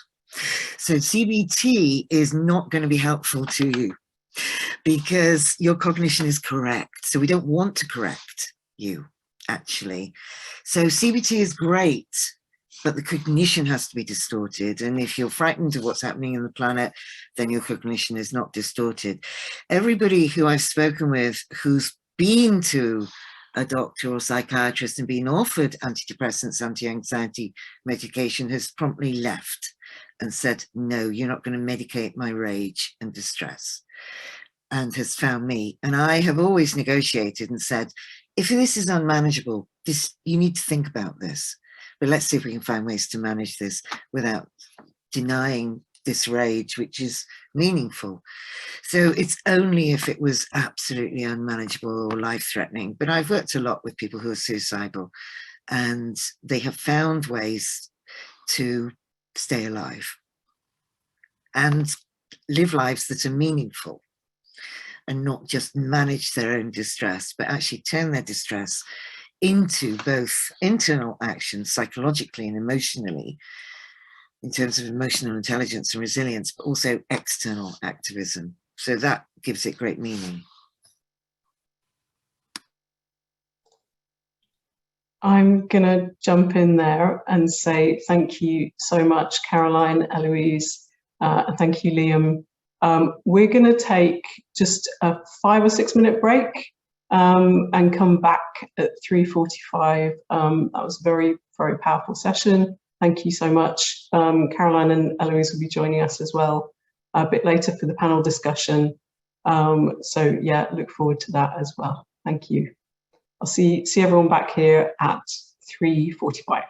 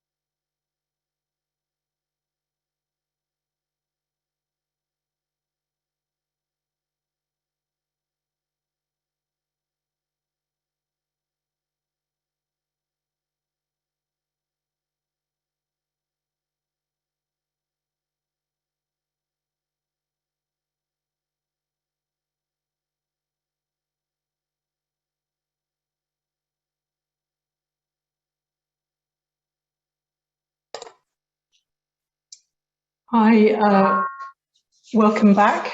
Gosh, what a powerful afternoon. So we have about an hour and a quarter for the rest of the session. I hope people can stay with us for that. So our aim really for anyone who's just joining us was to convey some of the urgency of the climate crisis today, the relevance to us as doctors, and the ways that we might understand some of the psychological processes that are going on. And also to think about the relationship to systemic inequalities, and to talk about the opportunities provided by the need to transition from fossil fuels, and to consider new ways of structuring our societies. Unsurprisingly, given the situation, there are increasing numbers of health professionals who are organising around climate, ecology, health and justice. Last year, 200 leading medical journals published an unprecedented joint editorial urging rapid action to limit warming to 1.5 degrees, noting the many and varied health implications of the climate crisis and asking governments to take up the challenge of redesigning societies to prioritise health. In February this year, the UK's leading medical institutions, with a combined membership of over 250,000 health workers, called with activists for an immediate end to new oil and gas development, the ending of subsidies for oil and gas extraction, and redirection of funds to green industries. Last month, Fiona Godley, former editor-in-chief of the BMJ, joined Doctors for Extinction Rebellion in non-violent direct action. And the UN Secretary General praised activists for being less extreme than governments who are still funding fossil fuels. Medical students are also leading the way in demanding that we foreground climate justice. And two of those passionate and insightful individuals are here with us today. Amiteshwar Singh, pronouns he, him, is an activist based in Norwich. He's focusing on and exploring the intersection of health justice, ecological justice, and abolition. His work primarily brings forward a health perspective, working with organisations such as Health for a Green New Deal, People's Health Movement, and Students for Global Health. Amit commits himself to work towards a community-led, radical, joyful future where health equity is a reality for all. And Marina Politis, pronouns she, her, she's the co-president of the Glasgow LGBTQIA+ Medical Student Society and an intercalating medical student at the University of Glasgow. Marina has been involved in climate activism locally in Glasgow and also through work with the BMA on sustainable PPE. And Amit and Marina have very kindly joined us to speak about intersectional environmentalism. Would you start by defining the term for us? What do we mean by intersectional environmentalism? Yeah, for sure. Well, firstly, thank you for having us. I mean, that's a very big term, right? And that I guess the term itself, intersectional, means so much, but that's the whole point. It's recognizing that there isn't one strand to this, but there's a dynamic approach to environmentalism, and it has to be dynamic. It can't be a singular linear route because everyone's experiences of climate change is different. Some people have it worse, some people have it better, but it's not about who's got it better or worse. Some people have it equally bad in different ways, right? So it's just recognizing that broad spectrum, I think. I'm sure Marina's got something to add there as well, though. I think it also acknowledges sort of how, as said, it's so interwoven. And for example, social justice and environmentalism, you can't take one or the other. I think sometimes you can't just choose a single issue and sort of whatever you are advocating for, kind of considering sort of the most marginalized and least heard voices in that as well. Yeah, so we've heard a bit from Haley about how the climate crisis is impacting people from particular countries, from particular groups, more than others, and it's often kind of said to be people who are the least responsible who are suffering the worst effects, and that's true, I think, both in the UK and overseas. I guess I'm interested in kind of when people speak about climate change as a kind of future event, I think we've heard from Caroline and Eloise that, a lot of us are experiencing, are understanding this to be a present reality. But I guess we see sort of the media and government as thinking about things as a future event. What do you think that says about how the global north views the kind of lives of people in the global south who are clearly struggling now?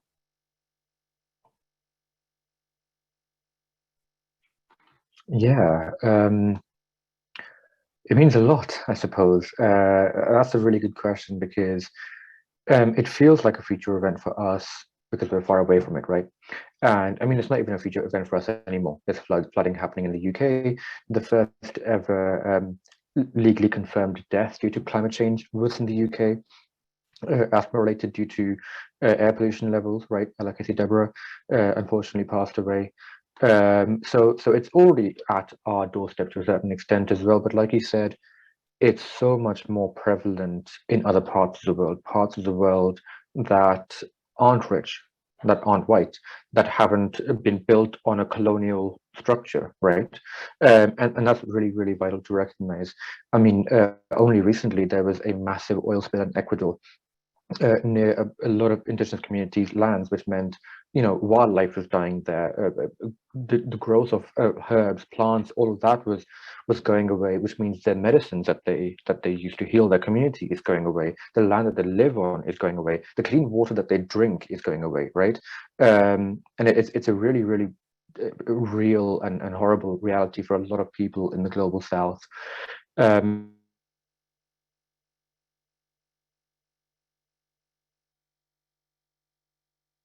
One thing. Can you guys hear me okay? Am I breaking up? Just breaking up a little bit. Yeah. Can you hear me okay now? Yeah. Sorry about that. What I was saying was that activists in the global north have a different experience to ones in the global south as well. I still remember after COP26, which was the UN climate change conference, when I came back from that, we were having a debrief meeting with some colleagues for one of the events that we'd held, and someone came in and they said that they can't stay because a friend of theirs just passed away.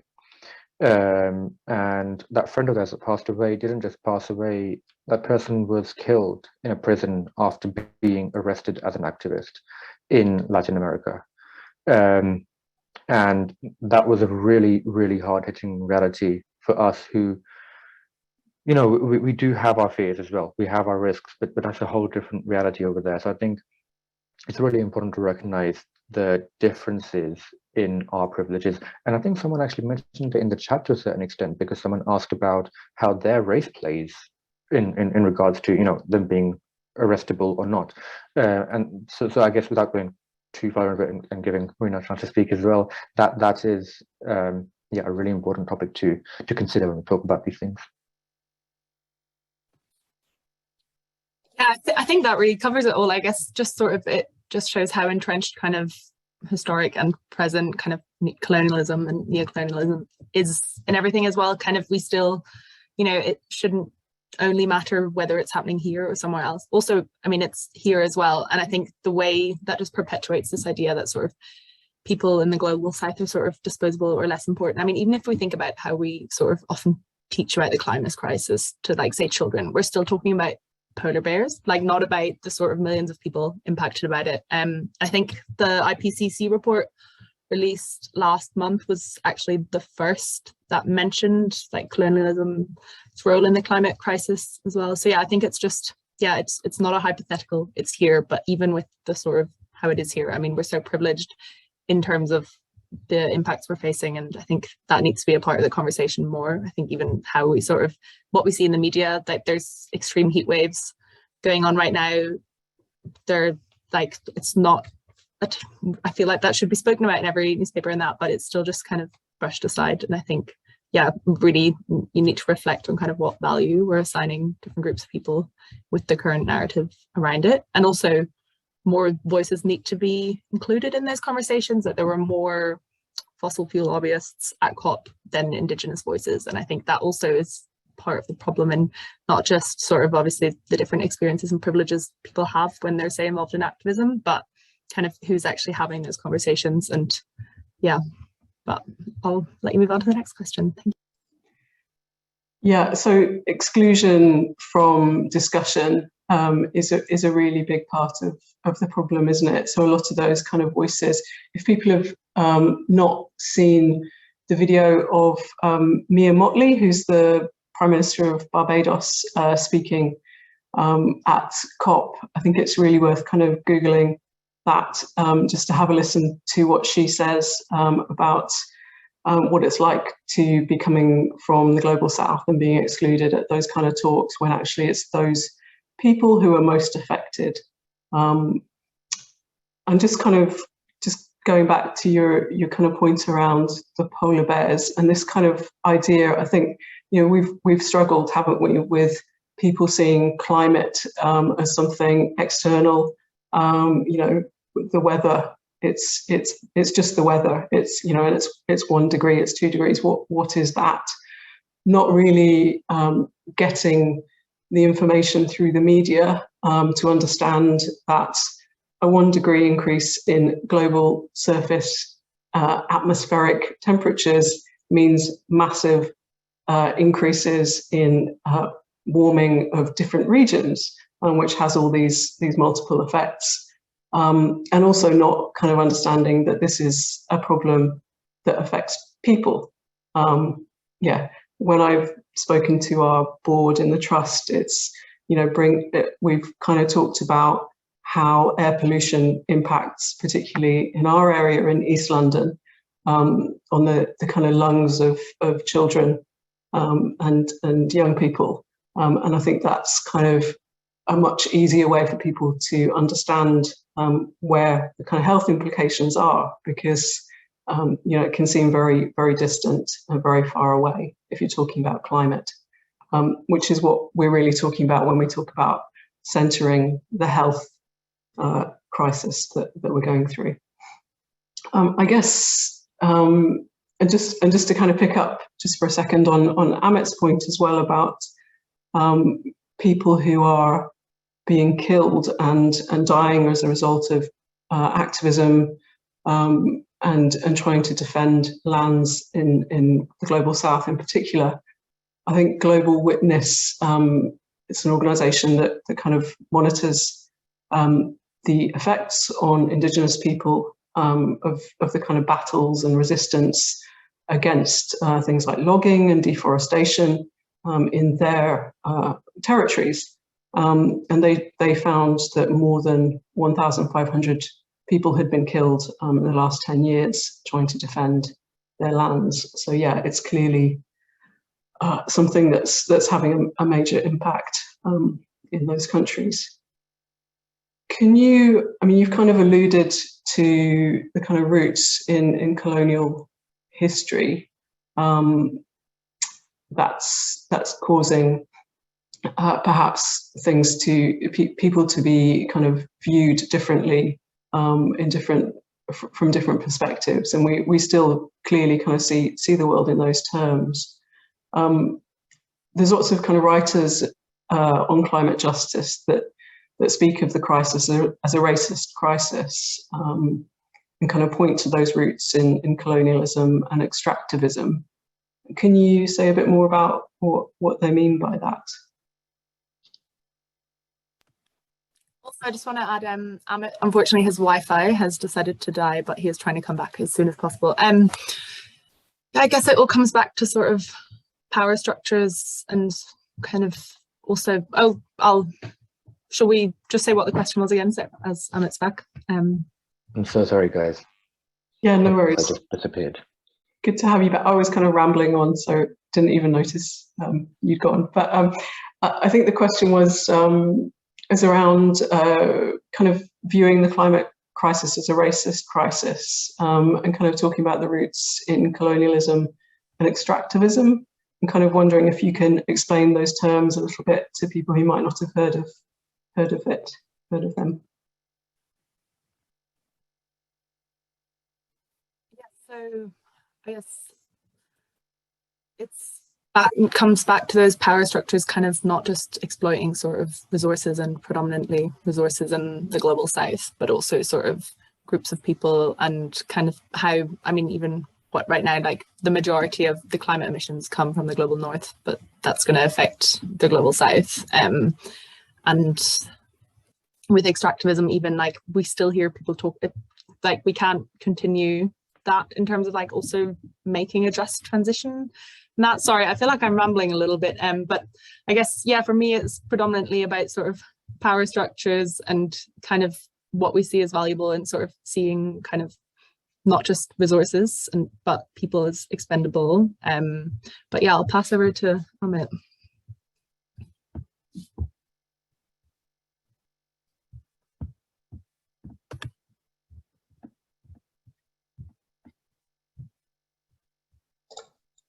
Okay, not sure if Amit is able to hear us at the moment. Would you be able to speak a bit, Marina, about the disproportionate impact on women and girls, and on kind of sexual minorities, gender minorities as well?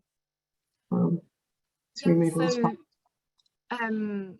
Again, I guess kind of in terms of who does the work, I think, so for example, farming, 80% of people who are involved in food production are women, but they own the least land, and they're going to have sort of, when they say when like as it is already, the climate crisis impacts sort of our land, often that then falls due to sort of the, say, poverty and like social structures that women and girls are already more likely to experience, but also really little things like women and girls are less likely to be able to swim, so they're going to be more vulnerable to sort of drowning and flooding, and I guess sort of with who is sort of prioritized, and we also see them less involved in sort of leadership and decision making. I think the original COP delegation proposed in the UK even was like all male, which is just ridiculous. Yeah, and then with sexual minorities as well, little things that sort of, it's so easy to not think about, but for example, after like Hurricane Katrina, there were certain like shelters that weren't accepting trans people, and like I guess if you're already less welcome in different spaces and hold less power, then sort of you are just going to be more vulnerable to these different impacts. And I guess there's also some parallels with, for example, like say greenwashing. So when sort of companies sort of slap sort of like pretend to be sustainable where they aren't, we also see that with sort of pinkwashing. So with kind of corporations kind of co-opting pride movements for that. But yeah, I think Ahmed is back. So sorry guys, I don't know what's been happening. I did hear what Marina just said, and yeah, 100% to everything that was just said. I don't know if this was the same question or a different question, but just quickly regarding the question that was mentioned previously, I'm sure Marina covered all the content, so I would just recommend on YouTube, there's some awesome testimonies given out. If you just type in the People's Health Hearing, I'll send a link down below later on as well, where we basically just got some experience from the global south about the experiences of extractivism, what it really means, how it impacts people, and how you're extracting their resources and taking them for your own. And that's really worth checking out, I think, to really understand that on a human level, because this is all about being on that human level and not purely on the academic. We're trying to bring the academic into the real life experiences of the public. So yeah, I just recommend that a lot. Brilliant. So yeah, so when we're talking about extractivism, we're talking about a kind of philosophy that's rooted in colonial times, that kind of views the earth as a kind of resource for people to mine and forest and extract oil and gas, and it's kind of thinking about what the limits of that and kind of rethinking that kind of way of thinking. I think, and I think Paul, Dr. Lomax is asking if you can kind of define or describe what we mean by global north and global south for anyone who hasn't heard those terms before. That's a really good question. So I guess the global north and the global south is divided by an imaginary boundary. And that imaginary boundary, like most boundaries that are created in this geography, were built by colonizers. And the concept is just broken down into which are the rich countries, which ones are the poorer countries. But when we look further into it, of course, that also means which ones are mainly white countries, which ones, you know, have colonized previously or benefit from colonization, and which ones haven't. So I guess you kind of see the kind of a curved wave, because Australia is a part of the global north, although it's actually obviously in the south of the globe, right? And that's how we split it up. It's a general term that we use to describe those that are have a lesser economic stability, I suppose. Yes. So, oh, sorry, go on.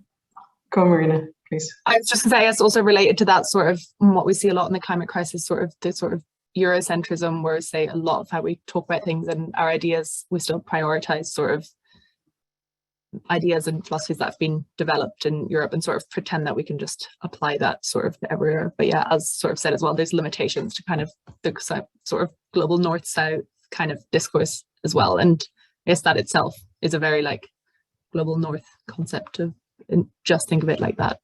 But yeah, and kind of not just resources, but also kind of, yeah, who's included in conversations. Yeah. So it applies to kind of wet approaches and kind of looking at technological solutions over natural solutions potentially as well, and kind of not thinking about other options. Could you both maybe speak about some of the activism that you've been involved in locally and in various groups?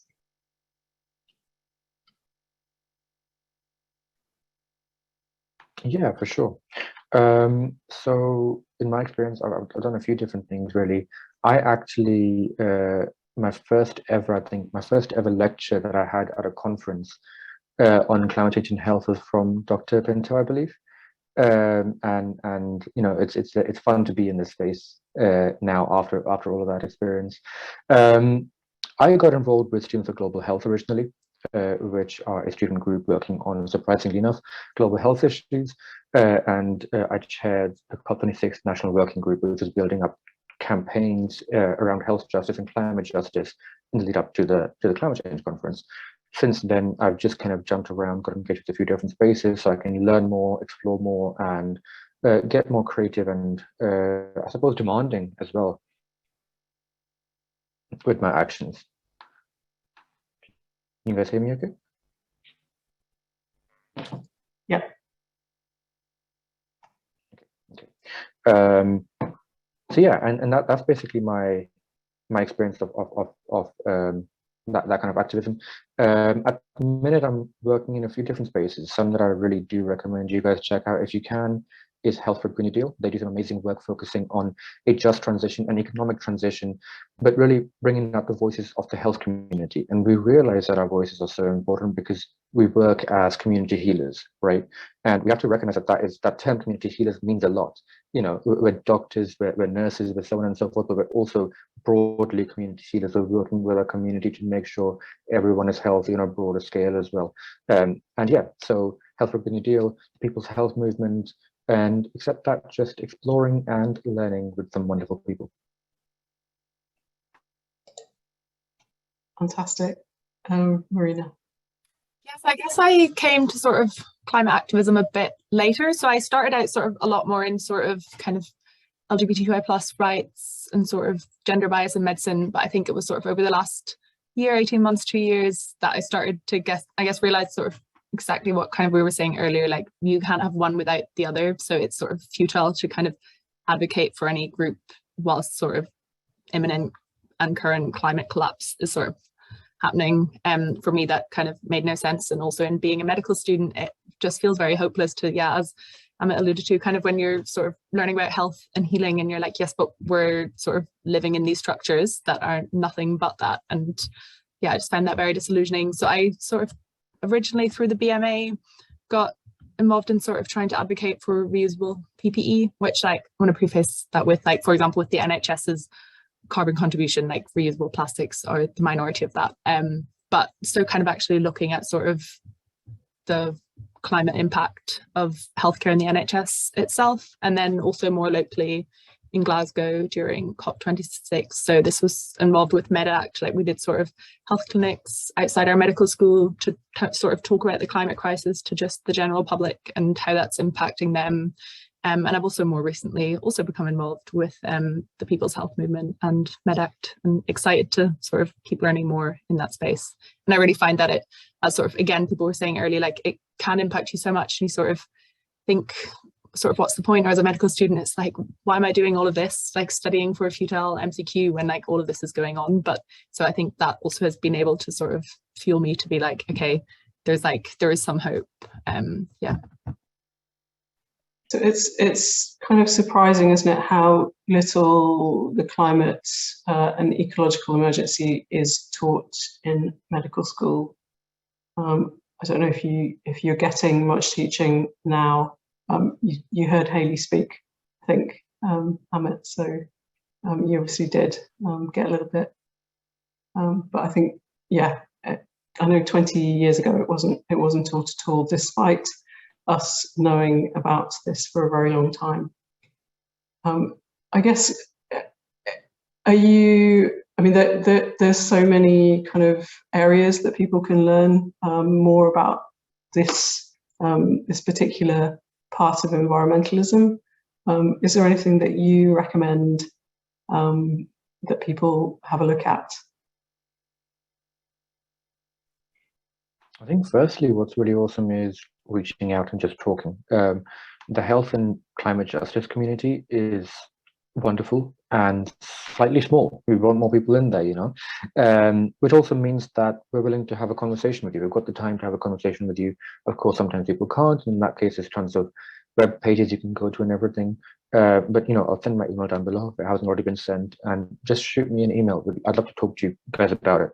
And I think that's the way that I learned the most, you know, just sitting there with people, working on it, talking about it, and just exploring it. Because like we said, it's a really holistic issue, right? Medical school will teach you amazing things about patients, but you really experience a whole new world when you're in the clinic there and directly seeing the patients, right? That's something that you can't learn in lectures. This is the same here. But regarding stuff that you can reach out to, again, I'll send links down below. The People's Health Hearing, again, is amazing. There's health briefings by MedAct that I've done. Recently, we had one on the public health case for a Green New Deal. That's definitely worth checking out. They have an amazing research briefing there. That's quite nice, easy to read. Another amazing organization that I really recommend reading from is Eccentric Labs. And they do some amazing community-led research as well.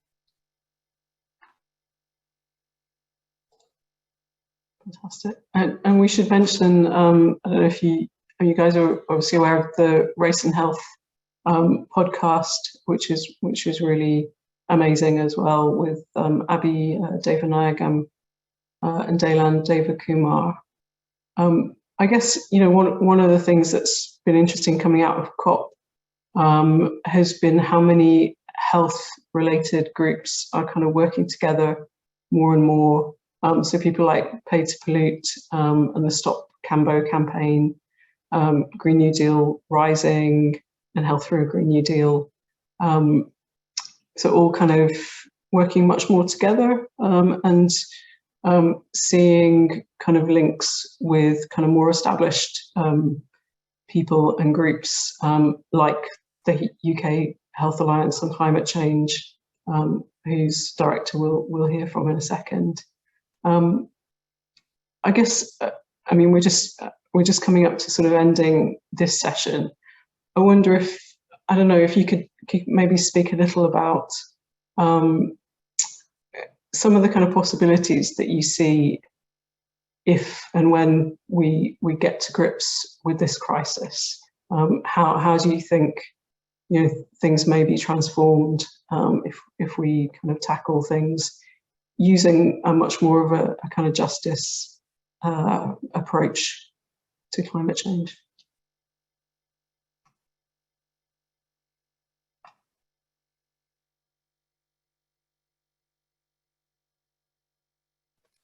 Sorry, this time my laptop seems to have broken out. Can you quickly repeat the question? Everything sort of went a bit robotic for a second.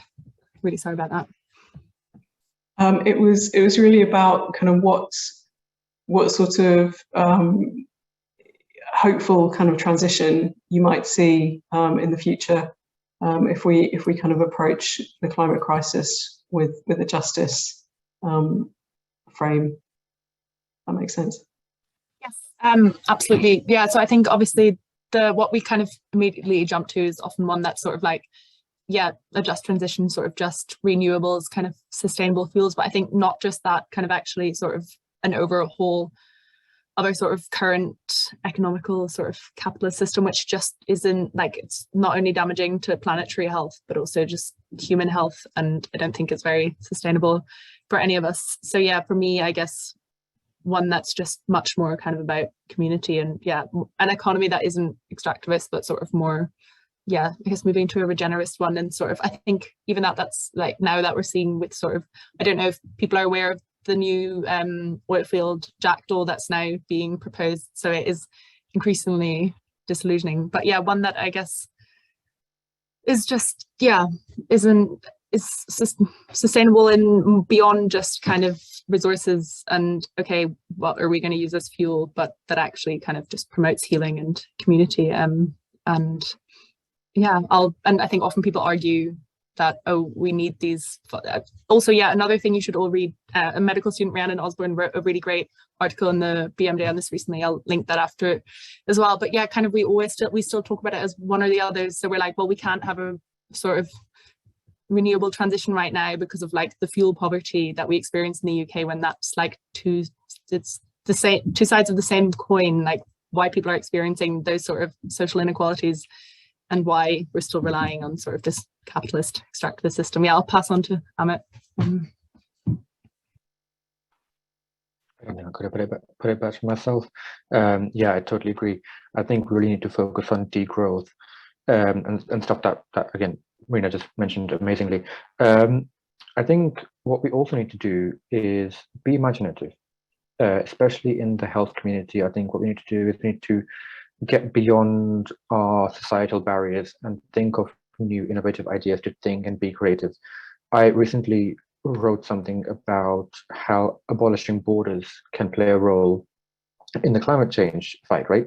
And that felt like such a silly thought when I first thought of it. I was like, this is what I thought of when I was 5 years old. And I was like, you can't get rid of a country, can you? But of course, I'm not suggesting we get rid of land masses or communities. It's just the little border that was sketched out around it that restricts who gets in, who gets out, and stuff like that, right? So I think we need to just think of new ideas, talk about them, engage with them, because we have experienced this society, how it is in our lifetime, but the capitalist society that we live in has only been here for a very short time span in compared to like the whole human time span overall. So it is really worth just thinking of new ideas, talking about them, learning about them, reading about them, and yeah, just keep critiquing those ideas and building on them, because that is how we build new movements. The other big thing I'd say is what I'm hopeful for is everyone to join the fight, which I know is kind of a little plug in a sense, but also the amount of work that we're doing wouldn't be as much work if everyone was doing it, right? We can spread out that workload amongst the public and share that together, and it can be a joyful, happy thing that isn't riddled with stress and stuff like that. We can also create a world where we are joyful whilst creating a world full of joy.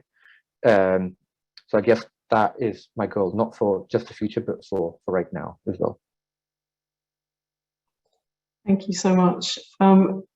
Yeah, I totally agree with everything you said. And I guess this is one of, I guess we do need people to sort of understand where the crisis is and what the scale is that we're facing to kind of to want to get involved. And hopefully we've done a little bit of that today. I am going to have to, I think, end this part of our discussion, and hopefully you can join us in 15 minutes after we've heard from our next speaker and join the panel. Thanks so much, Marina and Amit, for joining me. Thank you. I'm going to introduce now Dr. Elaine Mulcahy. Elaine is the director of the UK Health Alliance on Climate Change, which is an alliance of 32 UK-based health organisations with a shared vision for a sustainable, just, healthy world. Elaine has a PhD in bioengineering from the University of Strathclyde and completed postdoctoral research in neurophysiology at the University of Sydney and the Australian National University. She has extensive experience working in health and science communication and strategic leadership roles.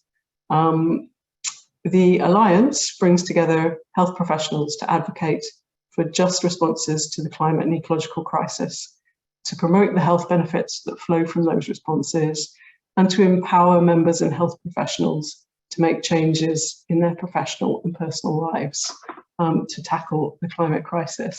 Elaine, you're going to speak, I think, on the role of healthcare professionals in the climate crisis. Welcome. Thank you so much. I'm just going to share my screen.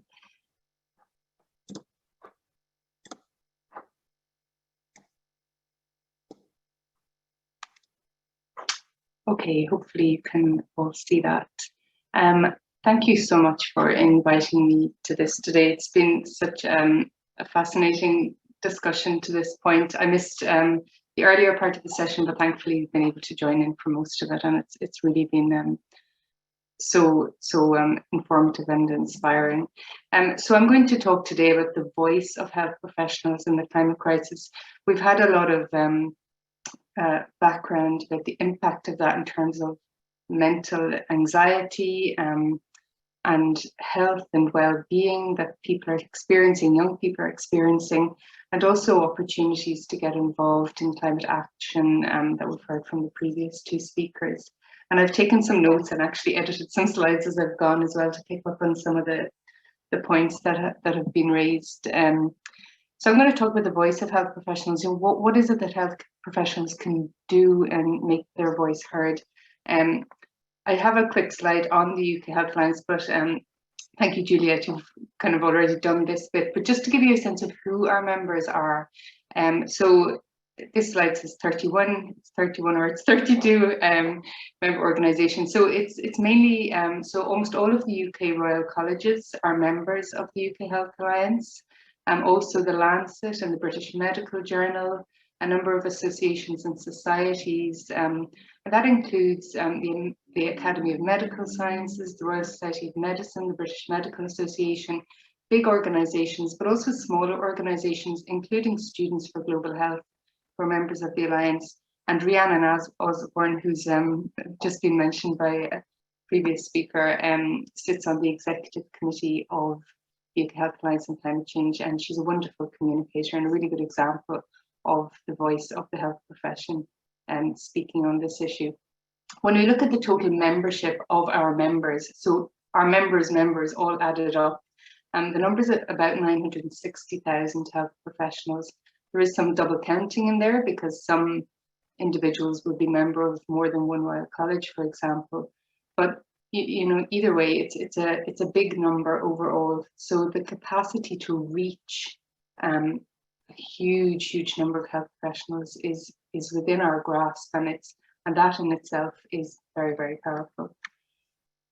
And why should health professionals? Well, we've heard a lot of that today. Ultimately, the climate emergency is a health emergency. Climate change is the world's greatest threat to health and well-being. It's already causing millions of deaths every year as a consequence of air pollution, heat, extreme weather, food insecurity, and we've heard a lot about eco-anxiety as well today. It's happening now, it's getting worse, and there are a lot of reasons to be anxious about it, but also there are reasons to be hopeful and to really, for health professionals to make sure that their voice are heard in really instigating the change that's needed for the benefit of our health. And as we've just heard, you know, practice what you preach, set the leadership, as Marina just said.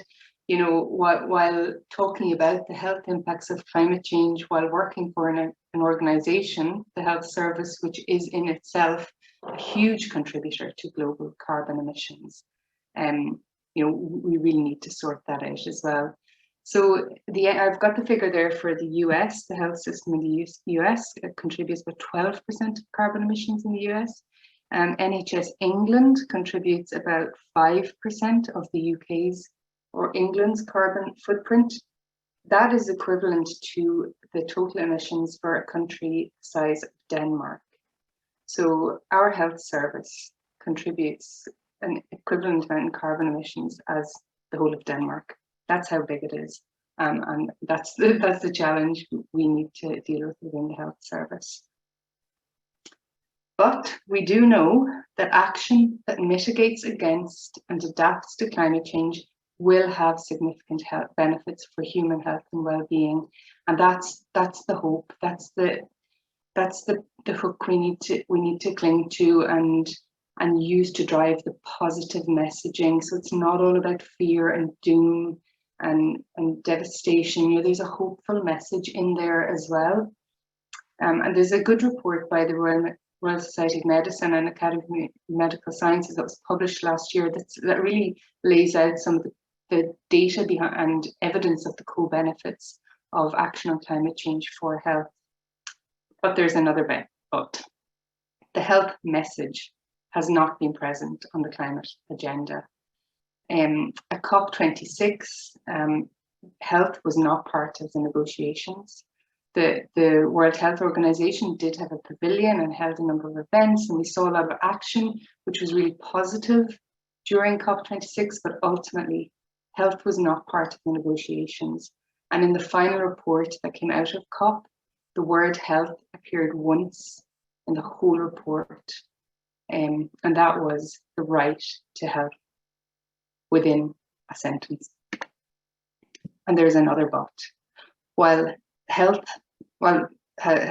message has not been on the climate agenda has not really been present on the health agenda either. As Juliette mentioned previously, for example, medical school curriculum, the GMC Good Medical Practice Guidelines, the NHS Long-Term Plan, the Health and Social Care Bill, communication and conversations between doctors and their patients, talking about climate change, targets, achieving sustainable practice, all of these things in linking health and climate has not really been there. It's not prevalent enough, and we can do something about that. So how do we do something about that? How do we harness the power of the health community to really start to drive the change that's needed? I've got 4 statements here that I'm going to read out because I think they build on each other to really kind of draw in the essence of what the message I'm trying to get across. When a doctor, a nurse, a care worker, any health professional speaks honestly, passionately, and openly, people will listen. People listen to what you say. The Climate and Health Alliance in Australia has published a really good document on communicating messaging on climate for health professionals. And this was a really nice line that I got from that document. Simple messages, repeated often by trusted voices, are the most effective. And it's a true statement. And we think of the number of health professionals who are trusted voices. If we're all saying the same thing with a consistent message and it's repeated over and over again by many different voices, it will start to drive the change that's needed. Last year, the World Health Organization, in one of their reports, said the most important role of health professionals is to continue to provide the evidence, examples, and their trusted voice to argue for climate action to protect the health and well-being of the people they serve. As well as being trusted, health professionals are believed because they've got the evidence to back up what they're saying. And that, again, is a very powerful position to be in. And then this, we're going slightly back a few years to 2015 in The Lancet, when climate change is framed as a health issue rather than purely as an environmental, economic, or technological challenge, it becomes clear that we are facing a predicament that strikes at the heart of humanity. Health puts a human face on what can sometimes seem to be a distant threat. And that again picks up on a point that Juliette made about, we talk about the numbers and 1.5 degrees and what does it mean? Turning that on its head into what that means for humanity and for health and for our lives is what will really make the difference. So summing all of that up, it's the power of the health professionals that we're really trying to harness. Knowledgeable, experienced with expertise, trusted, listened to, and so widely connected. The NHS employs 1.4 million people. It's the biggest employer in the whole of Europe. Each one of those employees is meeting patients, colleagues, suppliers every day. The reach is huge. And again, with a consistent messaging, a huge number of people all saying the same thing, similar messaging, fighting for the same thing, it can really start to get through and make a difference. We did see some of that last year. This headline is from an American newspaper, and I apologize, I wish I'd written down at the time where it was written, which news agency, but I didn't. So in Major Shift, experts say climate change finally being recognized as a public health issue. In 2021, finally, climate change is being recognized as a public health issue. That's taken a long time. That's 26 COPs. And some of the work that we did leading up to that included the health editorial. So the UK Health Alliance on Climate Change coordinated the health editorial. It was published last year across 220 international health journals. And they had two key asks. One was around limiting warming to 1.5 degrees, and the other was about wealthier nations doing more to support lower income economies in making the changes that are needed. There was also the Healthy Climate Prescription Letter, and this was a letter delivered into COP26 with some really key asks. That had the signatures of 400 organisations representing 45 million health professionals. And during COP26, we saw 50 countries commit to take steps to create climate resilient health systems.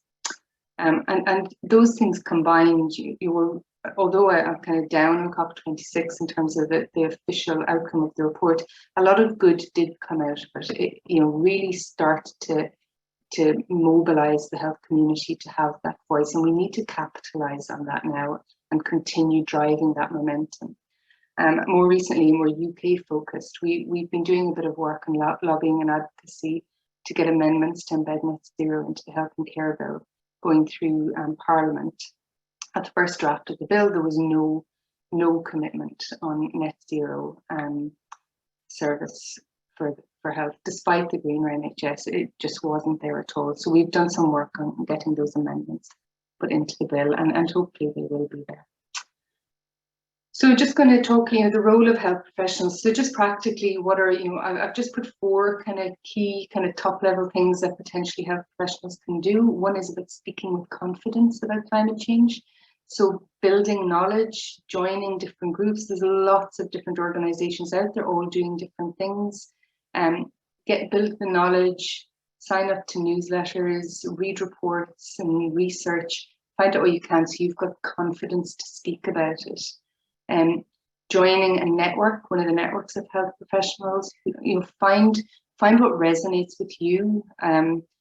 Everyone's got something that really kind of stimulates their passion, and finding your voice in the thing that matters to you will give you the strength to be able to go out and join those networks and really raise the awareness in those areas to get the change that's needed. Taking a leadership role in encouraging health services and other healthcare facilities to be more environmentally sustainable. So whatever that is, set your expectations of what you want from a supplier, of how you want your service to be delivered, and start ask questions and say when it's not good enough and you want better, and promote actions that reduce greenhouse gas emissions, that offer health co-benefits.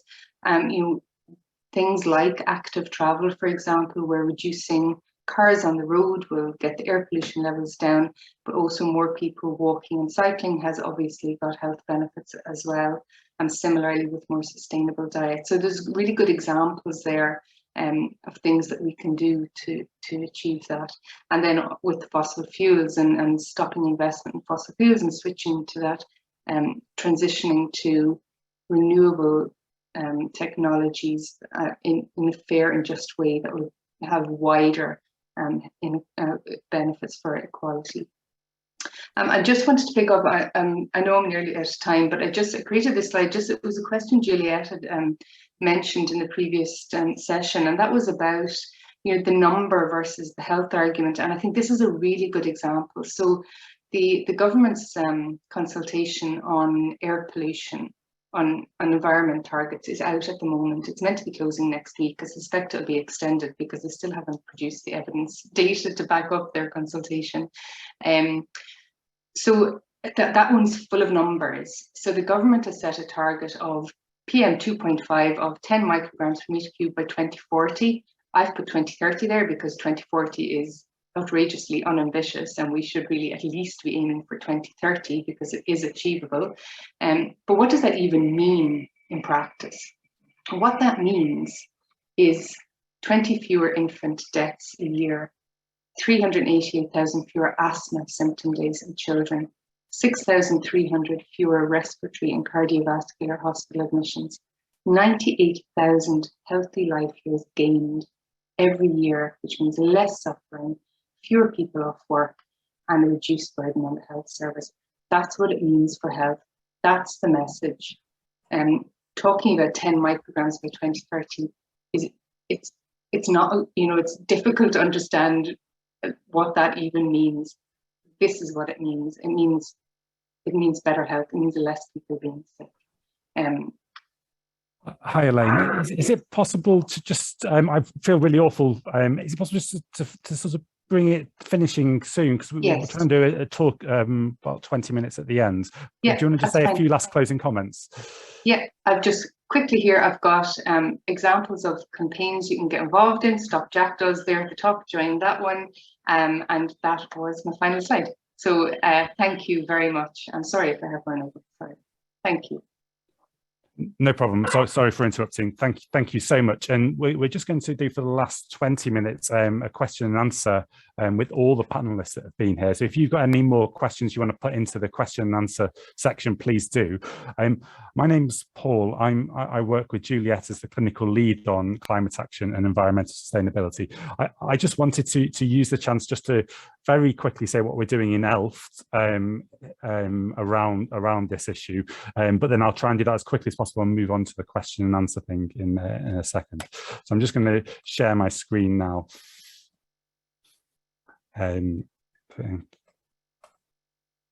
Okay, yeah, so hopefully with all the panelists, it's all been made very clear to you why this is so urgent, why we as health professionals have a role to play in this.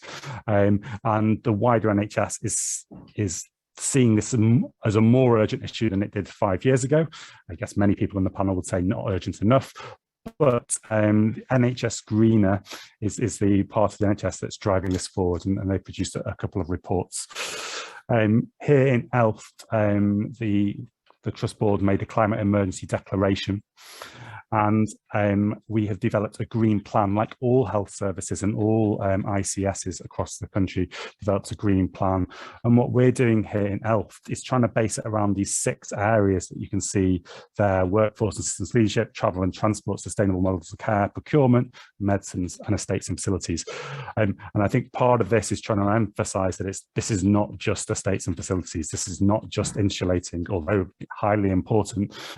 This is about what we're all doing and there's so much clinical stuff that needs to be done if we're going to reach those targets. Let me just move on slides. So that's the heading of our green plan. And I think Haley might recognize this, because I'm pretty sure this originally comes from the sense of sustainability, sense of sustainable healthcare. But this is saying what needs to be done to meet our targets of net zero in the health and social care system. And what we've talked about quite a bit is about what the government does. So these are the things that will require political leadership, and obviously there's various ways that we can influence that. But what we need to be thinking about, what we do in our daily job, is about the clinical changes that need to be done. Because if we're going to meet net zero, they're the things that need to be done, and there's still going to be a gap. So there's going to be innovation that's going to be a key aspect. And that's why we're so keen to talk to you as predominantly doctors in health, is about these last two things are the things that we need your help with. We've got a green team. The names are up there, and I'll put again in the link how to contact us. But what we want from you after this, inside the trust, read our green plan. It's on the internet. Join our climate network. We're trying to get a group of people that are interested, that are throughout the trust. We will be communicating with you regularly. We'll have a monthly meeting about what's going on in the trust, about education, things that are happening, about ways that you can get involved. Thinking about your own sustainability projects that link in with some of those work streams, and supporting others in developing sustainability ideas. So if you're a consultant and your trainees wanting to get interested in this, supporting them, maybe the QI project that they want to do should be around sustainability. And then finally, to educate yourselves. That sounds like an aggressive statement there, but to look out for education opportunities, which hopefully we will be supplying to you if you join our climate network, and maybe if you don't, we'll also still try and supply them to you. And then also, I guess what people have been talking about are things that you can do outside the trust as well. So it's not just what you can do inside the trust, but what you can do outside. So that's the end of my my little bit. I'm going to now, if I can stop sharing, go to my other job, which is to host this Q&A at the end with a panel. So if anyone's got any questions, I will try and get them answered from the question and answer thing.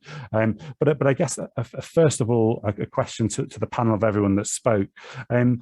I think a lot of you have answered it already, but what should people go away from this meeting now and start doing if they wanted to make changes? And do you know of any barriers that people have when they go away and start trying to make changes? So I'm going to leave that open to anyone in the meeting that wants to jump in. And I know several of you have talked about that already, but if anyone wants to jump in and say, what should we be doing now after you leave this meeting, and any barriers?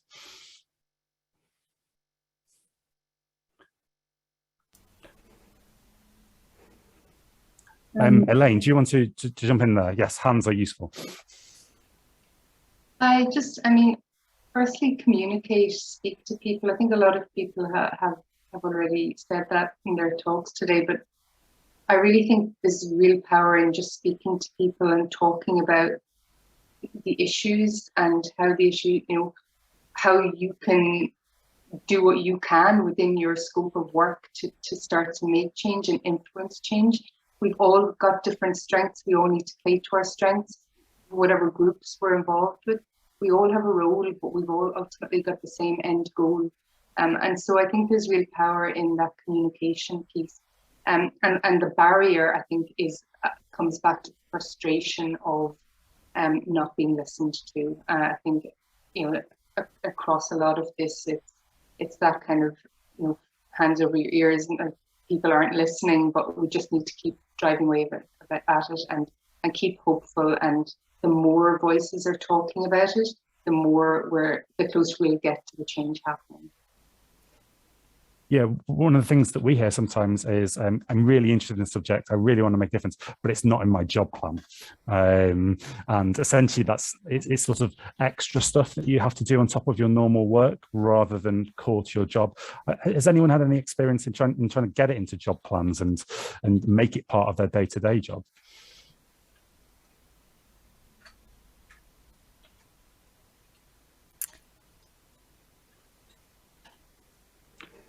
No, I mean, I think it sounds like actually a lot of this maybe is relying on voluntary work that you do outside of your normal hours. Would people agree with that at the moment, a lot of this is voluntary outside of your normal hours, this kind of work that you're doing?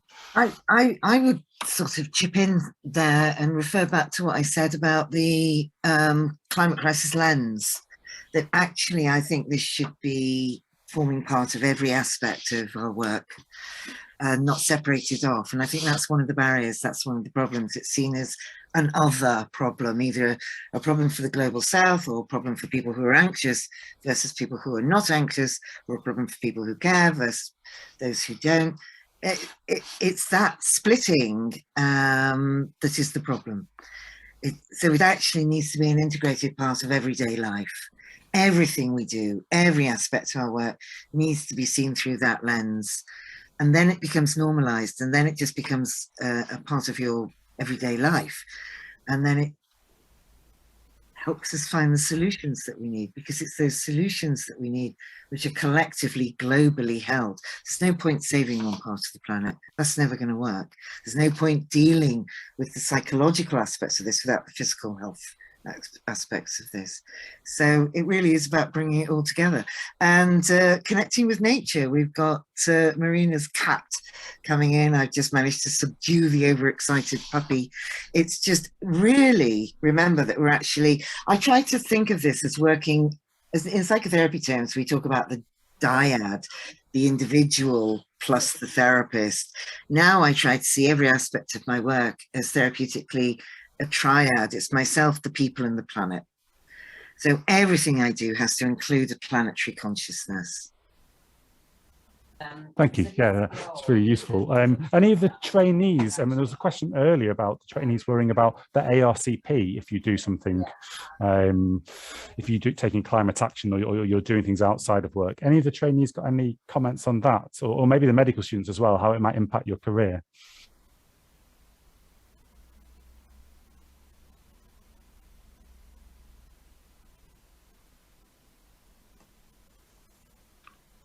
Maybe Haley as well. You mentioned that the GMC doesn't seem too bothered about this kind of stuff. Could you say any more that might reassure trainees?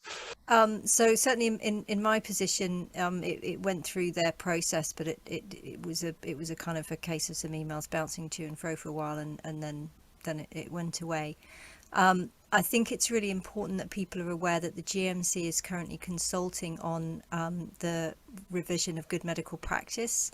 And what we're trying to do is talk to them about actually getting sustainability included in that, and that what would happen then is that would then become part of appraisal and consequently also sort of ARCP.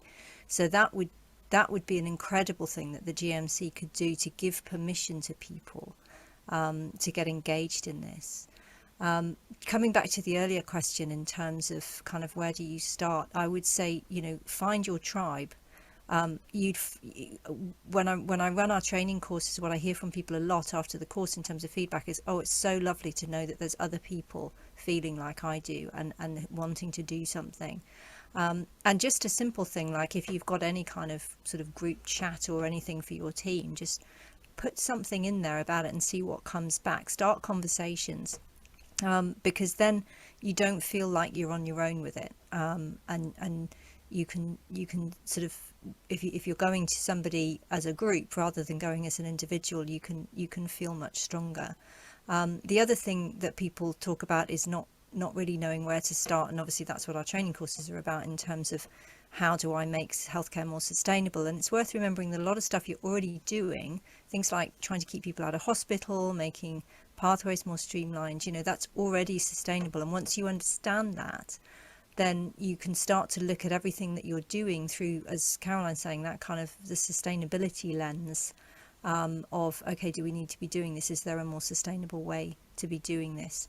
And there are quite a lot of free materials that we have. I've put in the chat the SUSQI website, which is got all pretty much all our materials around sustainable quality improvement, which is freely available for people to have a look at.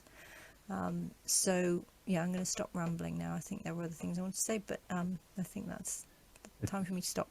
Thank you, Haley. Yeah, and I guess it's just another nudge to think about joining our climate network, because that's what I see in ELFT as having a group of like-minded people all sharing the passion and the urgency of this, and then just being in that and hearing about opportunities, hearing about what other people are doing, and then taking that on your own way in your own teams. So yeah, I think that's how we're going to try and do things now, get that climate network together. So you're not on your own, just thinking about what can I do in my own team on my own. And it's worth saying as well, we host a load of networks for different specialties. Again, that's another way to network outside of the trust as well, and to see what's happening in other parts of the country and internationally as well. Thank you. One of the questions on here, and I guess it's something that I was thinking, and maybe I'm going to reframe that question slightly, is do people worry on the panel that climate change is going to become another subject in the culture wars? And do you think it will? And if it does, is that a bad thing? So the question in the question and answer is about, are we alienating some classes, status resentment around climate change? Is that a worry people have in the panel? Because I have heard it mentioned in some places that it's another subject in a culture war, which seems to diminish the effect it's going to have on us all, in my opinion. Anyone want to speak out on that big topic? I will, briefly. That's greenwashing, that's denial, that's disavowal, that's avoidance of terror. We're all scared, and we should be scared. And when we get caught in those intellectual arguments and debates, it's avoiding how this stuff feels and avoiding the roots of this and the morality and the humanity that is at the center of it. So I try not to get distracted and pulled into those intellectual debates. And that's not to say that we don't need to address those serious questions of, equality and fairness and justice, but don't get too distracted, actually, because we'll just keep talking while the planet burns, right? So, that's why I get a bit frustrated by debates about, do we call it eco-anxiety or climate anxiety? I don't care what we call it. What I care is that we all actually respond to this. So we need to find, I think some of the findings in the research that Eloise presented, some of the central findings are that the children in Finland, the US, the UK, Nigeria, the Maldives have more in common with each other than separate them. And I think that's what we need to keep coming back to, that we've got more in common with each other than separates us here. Excellent, thank you. Anyone else want to jump in? I saw a few people sort of look to speak at the same time. Anyone else want to come in on that? Juliette's waving her hand madly. Oh, sorry, I can't see for some reason. So yeah, just jump in. Yeah, so I just wanted to go back to your earlier question about finding time to do this. Because yeah, I completely agree with what Caroline said about the culture war question. I guess, in our trust, we have a vision to try and address population health, and there isn't really any greater health problem at the moment. So if people really do need to be finding the time to think about this, and we have a duty of care, I think, as doctors as well. To work together and not just kind of as individuals to think about this. And I guess the other point I wanted to make is that there are very large amounts of ordinary people of all different types getting involved in fighting climate change, climate and ecological emergency in various ways. And it always really surprises me that all health professionals are not kind of out on the streets right now, because we have such a short time to turn this around, to kind of limit the damage. There were 1,000 scientists who were involved in non-violent direct action last month across the world on a single day. We had 25 doctors blocking Lambeth Bridge last month. And, if we had 200 or 300, we could change government policy. It's kind of that simple. I'm not just here to tell people to take direct action, because I know that's not That's not the way that everyone deals with these things. But I do think people need to get involved, and it's as simple as that, really. Thank you, Juliette. So there's lots more. Oh, sorry, go for it. Jump in. Yeah, I was just going to add to that in terms of, one of the things that happened when we were in London, involved in direct action a couple of weeks ago, was we had lots of conversations with the police, and whilst the police are doing their job in terms of obviously what they're told to do, on an individual basis, we were having conversations around, we're public health, you're public safety, you're our colleagues, we're all public servants, and on an individual basis they also see the need for what we're doing, and didn't want to be arresting healthcare professionals, and we had senior officers in tears kind of saying, no, please move. We don't want to arrest you. And I think, the severity, and I know it sounds like a really extreme thing to say, but the severity of the crisis, the fact that, yes, perhaps not on our doorstep, but tens of millions of people are already, being affected, dying, having their health destroyed, and the reality of the fact that our children have a really scary future, a terrifying future, means that we do need to come out of our kind of our comfort zones, and I think what will be interesting having those conversations with police officers is the point at which the police turn around and join us. That's that's the kind of thing that really shifts the culture. So yeah, in some ways I'm hopeful, because I think there's a lot of people on the threshold of doing something, and it's when we come over that threshold, and that's a different journey for different people, but when we step over that threshold, what certainly my experience is, you find it's not as scary as you thought on the other side, and recognizing what Marina and Amit were saying about, what the privilege that we have in this country is we can protest, and the worst thing that's going to happen is we're going to end up in a cell. We're not going to be beaten or tortured or killed, and we are in one of the countries that's one of the biggest emitters, and certainly historically per capita one of the biggest emitters, and we could lead as a country. So when people say to me, well, why aren't you protesting in China? Because I'm a British citizen, and actually we have a real role to play, and we can change things. But it's when you, like I say, it's getting to the point where you cross that threshold and realize that it's not that bad on the other side. Thank you, Haley. I think I missed Eloise's hand up, just as a last comment. I apologise. I couldn't see the hands on Zoom. You're muted, Eloise. Yeah. I was just building up on what Caroline said and answered the question. I think, well, one of the things I do as sort of an eco-activist or climate activist with UKYCC is very much focusing on accessibility into the movement. So part of the community working group is, and our general goal is to try and make the climate movement more accessible and inclusive, because there are definitely barriers as to why people might not feel comfortable joining into climate activism, don't feel like it's for them. Some people say, oh, well, I work in a supermarket, I'm not a climate scientist, so it's nothing I can do. And a lot of the campaigns we design is about trying to make it, no, it's literally for everyone. Climate affects every part of human life. And so there's a part for every single person. And also breaking down the idea that there's only one way to be a climate activist. The most visible way of doing it, of course, is these giant protests, and I was at COP26 of all the parades as well, and that's a very visible and exciting form of activism. But because it's so visible, it tends to overshadow all the other forms. And I think activism, of course, is trying to make a change. So we do a lot about being like, okay, you don't have to do this way. If you're not vibing with it, that's fine. But you could try and engage with your local community. Think of your circle of influence. Who do you have access to? Is it at work, where you can just try and make your own office more sustainable at that level? Your home, if that's where your influence lies.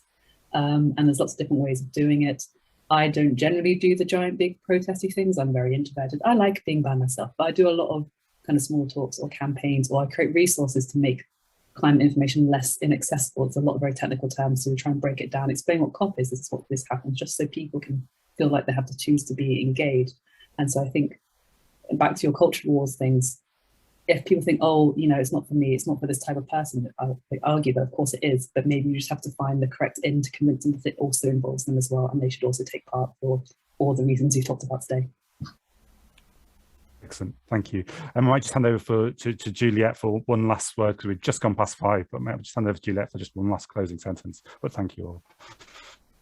I just want to thank all of our speakers. You've been amazing, and it's been a real privilege to hear from all of you. And I wish we could continue for several more days.